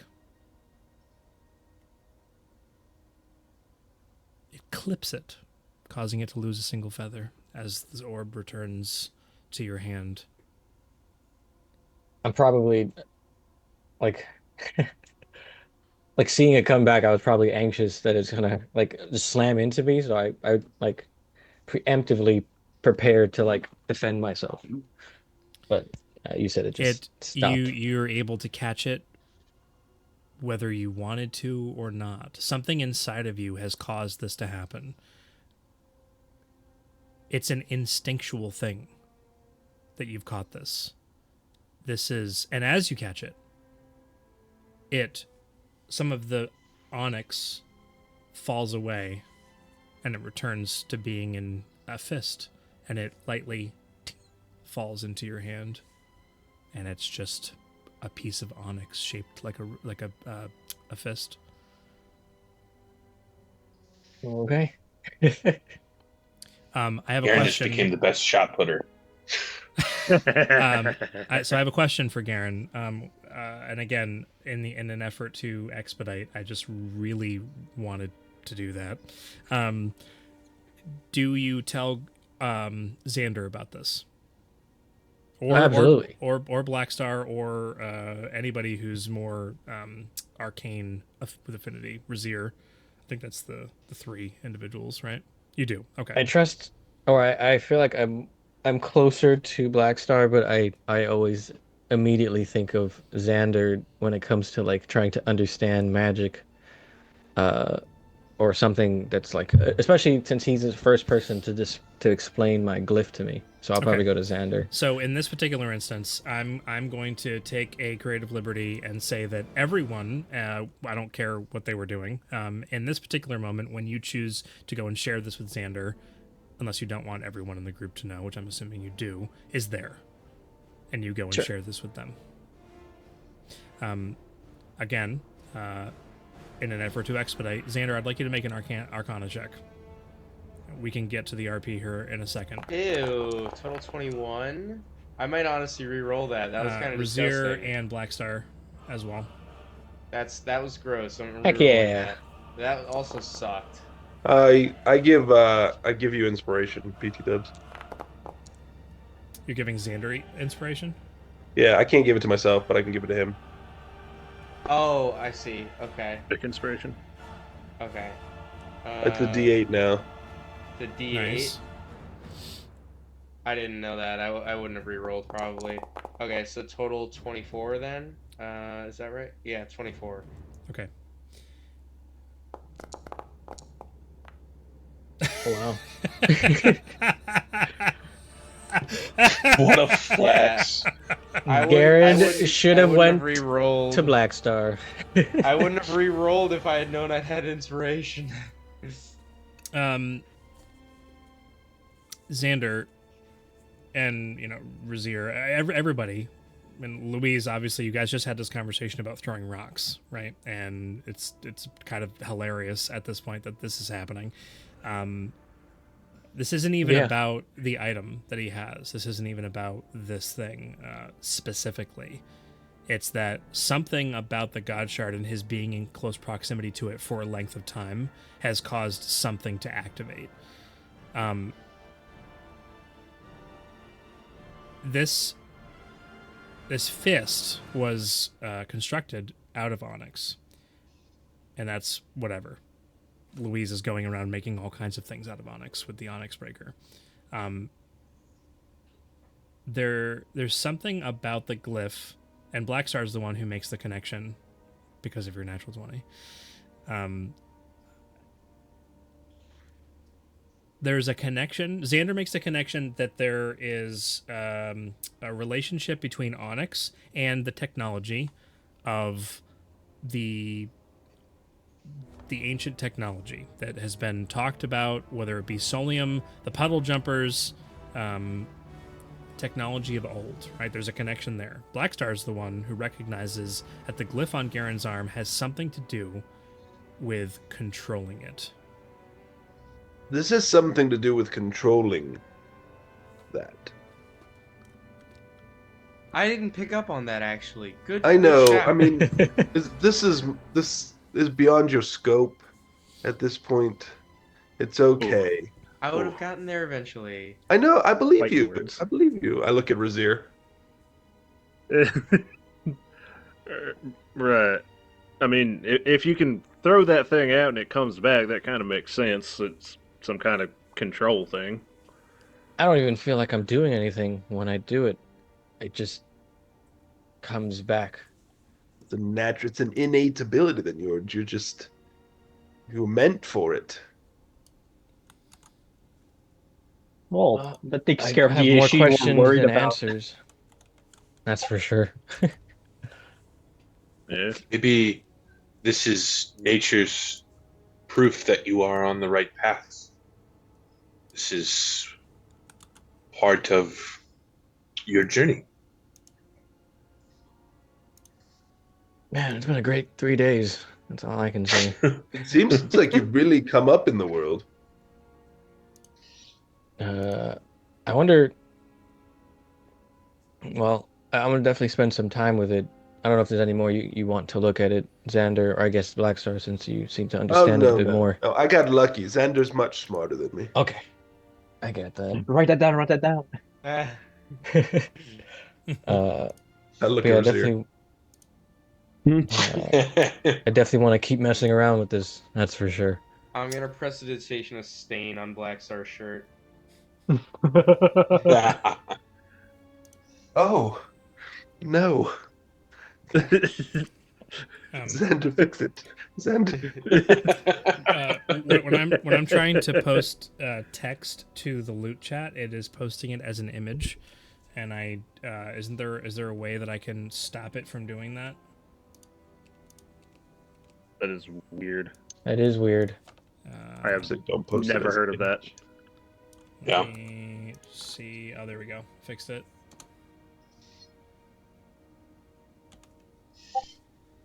Ah. It's only when I copy and paste from OneNote directly into Discord. Okay.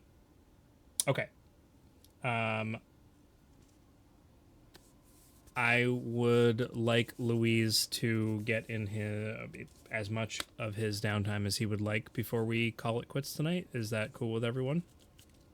Yeah. Yeah, I'm done. I would wait and watch everyone's downtime. I literally do not care. I love it. Yeah, this is This great. has been great. All right. So let me just look at what I had. Garen, it's good to be back. Oh yeah. First day. I guess whoever wants to help, I'd be looking for diamonds to be able to cast Revivify throughout the whole base. Did you say diamonds? Not for you, Don't Blackstar. mine at night. But Blackstar, just before you steal them, remember who dies the most in the group and who can bring them back, but he needs diamonds to do that. No, I was gonna steal them for you. I heard you say precious jewels, and I was like, for a second, knowing you, I thought you were just gonna keep them for yourself. No, Because, like a raven, you like shiny things. I do like shiny, but there's a lot of shiny things, and if you need them, I'll steal them for you. And you know what? It's from the outcast. Yeah, go steal them. exactly, perfect. Let me steal. All right, great. Okay. Yeah. So I'll look for diamonds and whoever wants to help. Who are you choosing? I'm helping.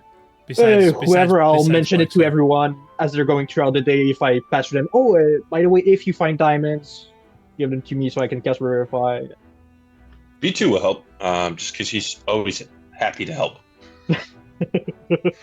Even though I don't know if B2 knows what a diamond is. Okay. You know what?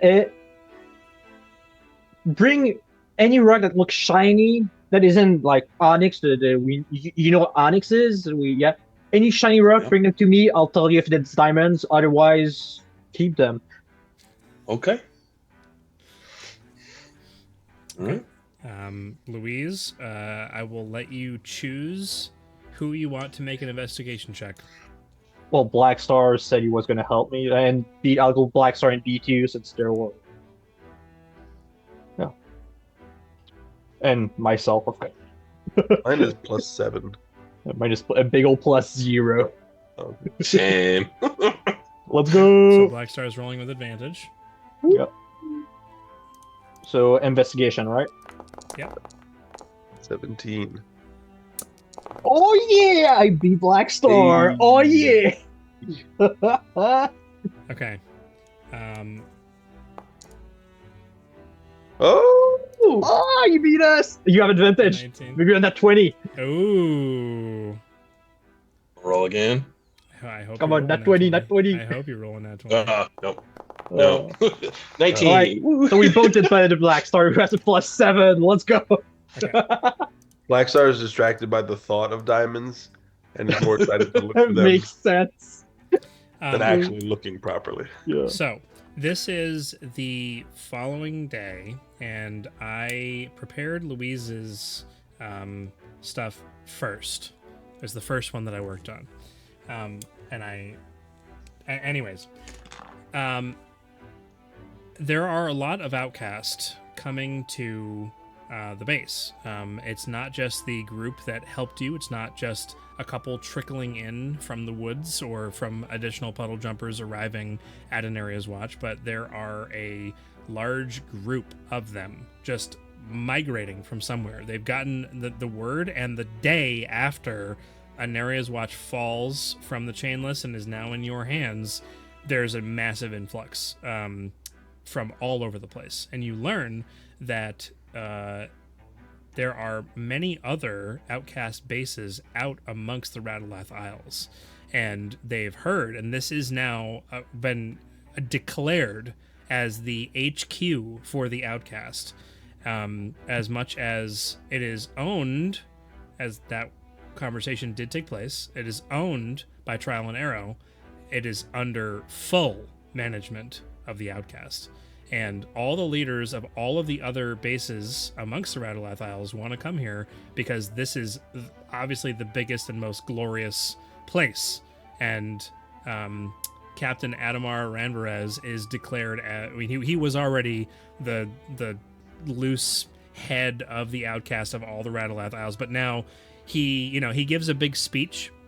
I'm going on this big rant. I will come back to what you literally just rolled for, and there's a reason for it. He gives a big speech, like the acceptance of, Anaria's watch, and thank you to Trial and Arrow for supporting the outcast in this great endeavor and taking this down. An agreement has been reached that No one's more outcast than me. Agreement has been reached that Trial and Arrow are such great investors in the outcast and Anaria's watch itself that they have agreed to take ownership of Anaria's watch itself, with great investment in the outcast, meaning providing magical items and money for the cause of standing up as another rebellion, is what Adamar refers to it as, against the Chainless. Claiming that the numbers of the outcast dwarf that of the rebellion itself, which, from what you've been told by Garrett and know otherwise to obviously not be the truth at all. Anyways, I want to fight this guy again. After all of this, the reason I'm explaining all of this is that there is tons of outcast members that have decided to move into Anaria's watch. They've decided to live here. There's going to be, in a very short order, an economy set up amongst the Radalath Isles. There are going to be living quarters assigned. They're going to be setting up an encampment around the outskirts of the lake, setting up, there's talks of like a marketplace and trade. There is enough of them to probably do that amongst the Radalath Isles. And in addition with Seor, there's talk of trading with Basriel, which is off of these isles as well. Maybe even going as far as River.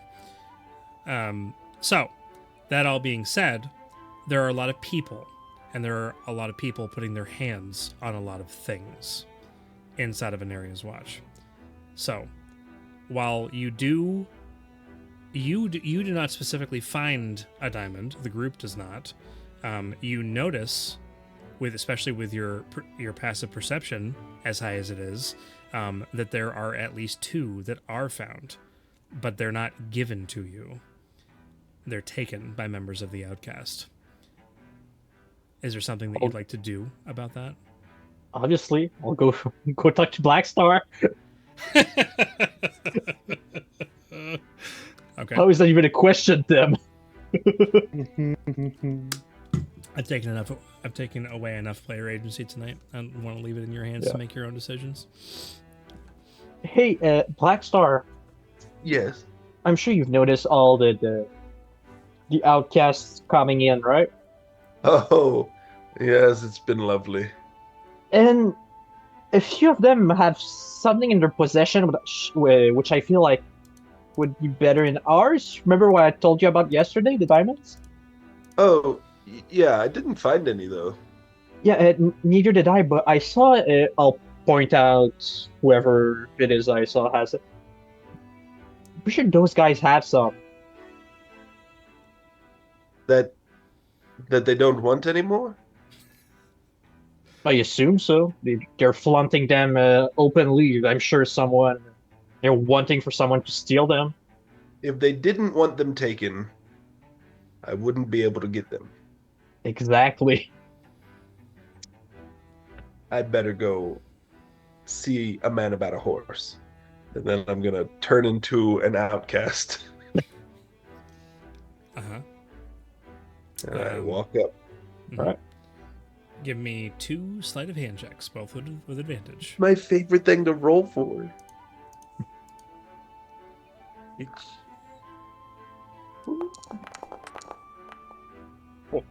Oh my goodness. Okay. Well, I love stealing. I'm the thief that's not a thief.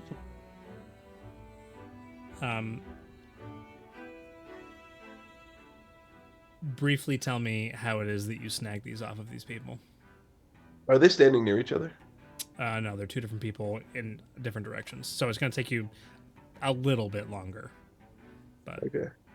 It's the fun. First one I walk up, and I'm acting drunk, kind of stumbling. It's trial and error, man. They're out here. This is the outcasts. I'm gonna walk up to the first. I pat him real hard on the shoulder, and I'm gonna like clasp him on the chest. They're real. I've met them. And then as I'm doing that, I'll just like run my hands, and I will snatch it as I'm doing that. Uh-huh. Well, I know they're real. They're right over there. What are you talking about? Get a hold of yourself. No, you don't get it. You don't get it. I just start mumbling, and I walk away. Away. Can you believe the people they let in here these days? You just hear me. Uh-huh. Okay. And then I'm gonna, for the next guy, I change my outcast face a little bit, and I have a book this time. And I walk up, and I just kind of bump into him as I'm walking. Excuse you? And I clap the book in his face, and as I'm doing that, I snatch the diamond. Excuse you, sir! I'm reading here! And then I'm just gonna turn quickly. Hey, that's Handler. That's it! Oh, how rude! How rude. Okay, there you go. Great. So But I go over to Louise. I have them for you! I put the gems, the diamonds in his pocket, and I pat his pocket. You're such a good lad! And I open the book back up, which isn't really a book, it's just part of the illusion, and I just walk away.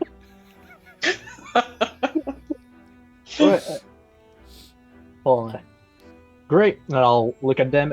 So how much would you say they're worth? One is 300, one's 500. Ooh, all right. So we have. Let me just add that.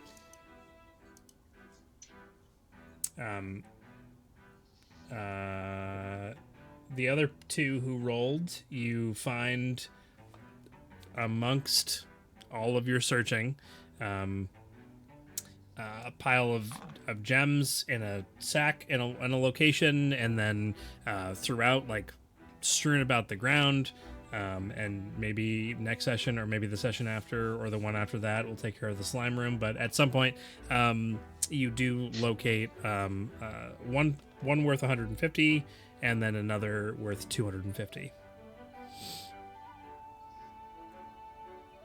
Jason, you're too young to be falling asleep. That's not true, man.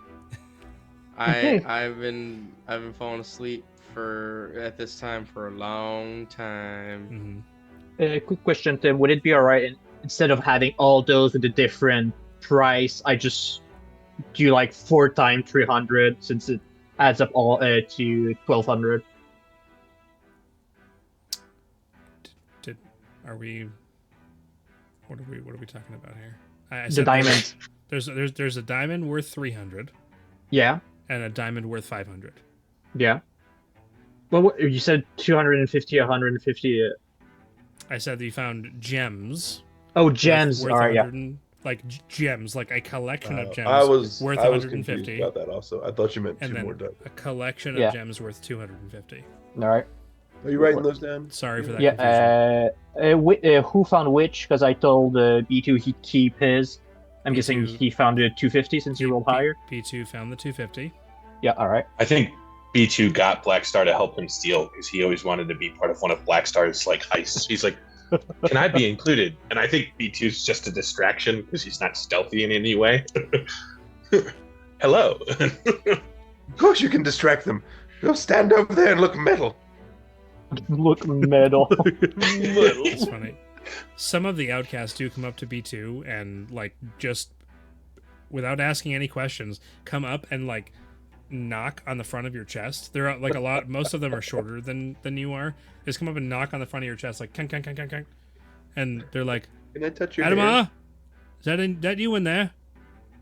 And you do recall from Solium 468 in the conversation with Adamar that he's always on the quest to basically be Tony Stark or somebody who puts together all the technology and becomes a superhero. He's wanting to become a superhero. So they never seen you before. So these are outcasts that have come in from outside and they're coming up and knocking on you. Adamar? B2 thinks it's a greeting that they do. So I knock on their chest and go, Adamar? You almost knock somebody over. That is great. Yeah. Yeah, I was just B2 is like 6'8", so they're like looking up at you. And they just like are speechless, wordless, just kind of look confused and then walk away from you. B2 now just walks up to even the outcasts that aren't doing that, walk up and just Adamar? Adamar? You're just punching people in the chest, saying the name of the commander. Look at Garen. You know what? I'm greeting people. I'm gonna roll just really quick because it's fun. Oh, that's lower than I wanted to roll. That's fine. All right. You do not start a rumor that you are now the bodyguard of Adamar and are enforcing. Yeah, that's all right. Okay. Oh, with advantage, remember?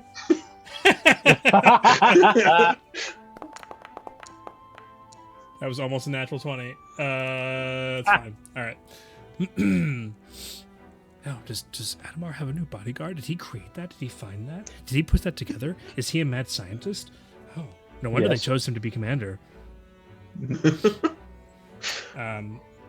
Okay, Louise.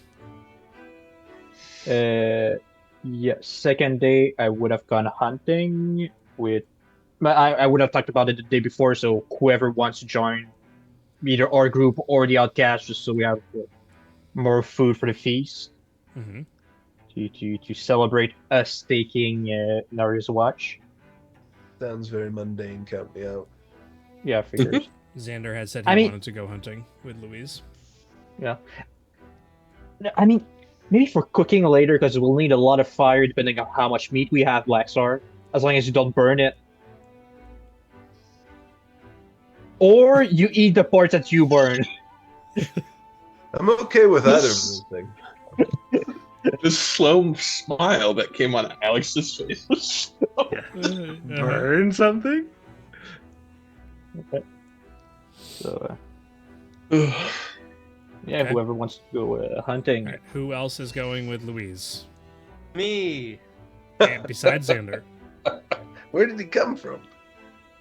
where did he go? Where did he come from? Where did he go?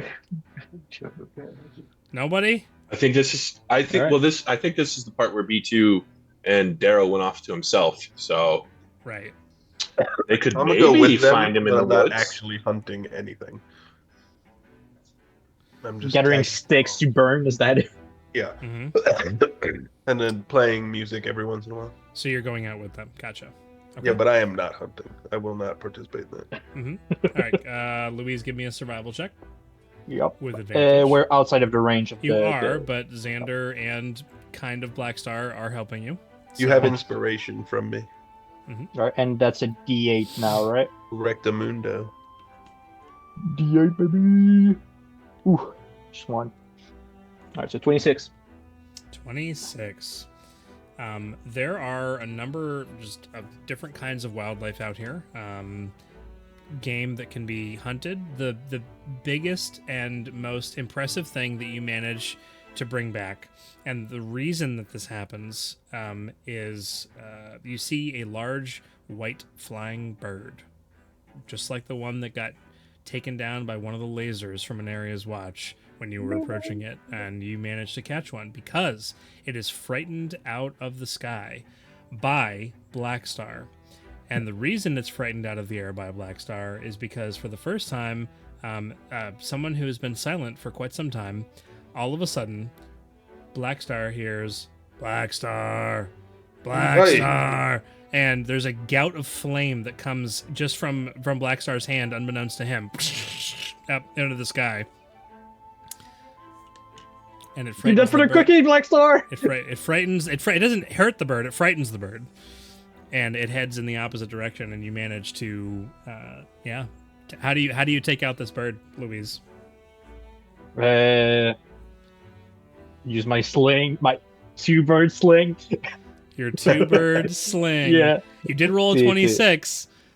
Yeah. Go ahead and roll another d20 for me. Just straight D20, Just a alright? straight d20. No advantage on this or anything. Just. Nope. Did you roll a nat 20? Yeah, he did. No way. Yeah, he did. These birds are like 300, 400 pound birds. They are big birds. You managed to catch Big bird. 4 of them, and that's a lot of meat. Yeah, I don't think we need anything else. But yeah. Garen will be happy. Mhm. Yeah, we'll just drag them into the hole because, let's be real, we aren't able to carry them otherwise. And, Garen might be. I don't know. yeah, but he's back at the That's right. Nari's he's not- watch. Yep, that's Yeah. true. Once I get back, I'd ask for his and B2's help to get them out of the hole. Because Mhm. and make sure to put the bear rug on the side of the hole, like roll it up on the side of the hole, so there's no blood that gets on it. Mhm. I actually might be around already because I've been looking for rocks everywhere. So this morning, so I don't know how long that took. I don't know how early you went hunting, but maybe you bump into me. I don't know. Oh yeah, I forgot. I was also hunting, looking for spots we could maybe set up traps that are like the regular usage for when the chainless, if they come back to try and take this base. Protecting the base. Yep. Yeah. Can you give me a brief description of any kinds of traps, or just general all-purpose traps around? Maybe the outside of the just base? all-purpose like pitfalls, maybe snares, big snares since it'd be for humans. Maybe some Fucking barricades lock-style between. traps. Yeah, some Mm-hmm. Yep. Okay. And I don't know what you'd want me to do for that. Maybe nature? I think it's another survival check. Survival again? Alright. Inspiration. Inspiration, and I assume Zender would be helping me with that. Or is it? Or Blackstar. Yeah, I'll throw in my 2 cents every couple minutes. Alright. And 38. So that is a 32. It's a 32. Oh. Yeah. Well, you have no issue. So at this point, what's Louise's charisma? It's not very high, right? It's pretty. 8. Yeah. They go 8. So the outcast begin to recognize, not based on your charisma, but based on what you're describing to them. After you've gone out and you've scouted out the area, you've picked key locations that you're going to locate these traps, and you've designed them, and you've decided how they should be set up. And you go back, and there's like tons of outcasts, and Captain Adamar like pulls you in during one part of his speech, and he goes, This is the legendary Louise who helped us take down this here chainless base, and he knows a thing or two about surviving out in the wilderness, and so he is going to direct the whole lot of you. In fact, let's see, you and you and you. You know, I'm not even going to start counting here. Let's just say the 100 of you over there, and let the 20 of you over there. Louise, that was 120 men sound to be setting up all these traps for you. Way better than I was expecting. So you're given a massive amount of people to aid you in setting up these defenses. Yeah. And based on your roles, you feel very confident in them being set up. So Right. The outcast could absolutely not have done this on their own, based on the level of stupidity they've exhibited thus far. Displayed, yeah. So after hunting, because I assume hunting would take a pretty big part of the day, I'd get those guys with me, just small overview, and then get on the preparing the food with the Black Star, the feast. Mm-hmm. And on my third day, then that's where I start setting up the traps. Yep.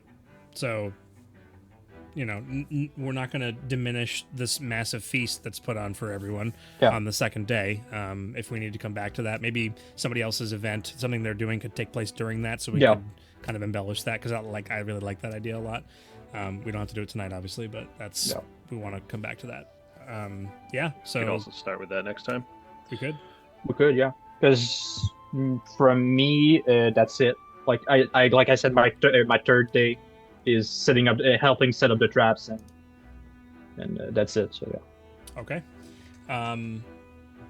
So next session we'll come back and we'll start off in this feast. I think that just feels good, right? That'll be good. Mm-hmm. I apologize that not everyone got to do their downtime activities Devastated tonight. Because now we're missing Razir, Black Star, Xander, and Black Star, and Xander. Yeah. So it's let's be honest. It might be the entire next session, but it doesn't have to be. But I do want everybody to be involved. It's going to be a lot of fun. I thoroughly enjoyed the session, and I did too. We'll go ahead. And sorry for taking up so long. No, Jake, do not apologize. You did a great You know job. what? I'll accept the apology if you sing again. We all know that this group is all about the RP. So we knew what we were coming back for. This was good. This was a nice first session back. It feels so cozy, and I'm enjoying it. And that is where we're going to end tonight's session.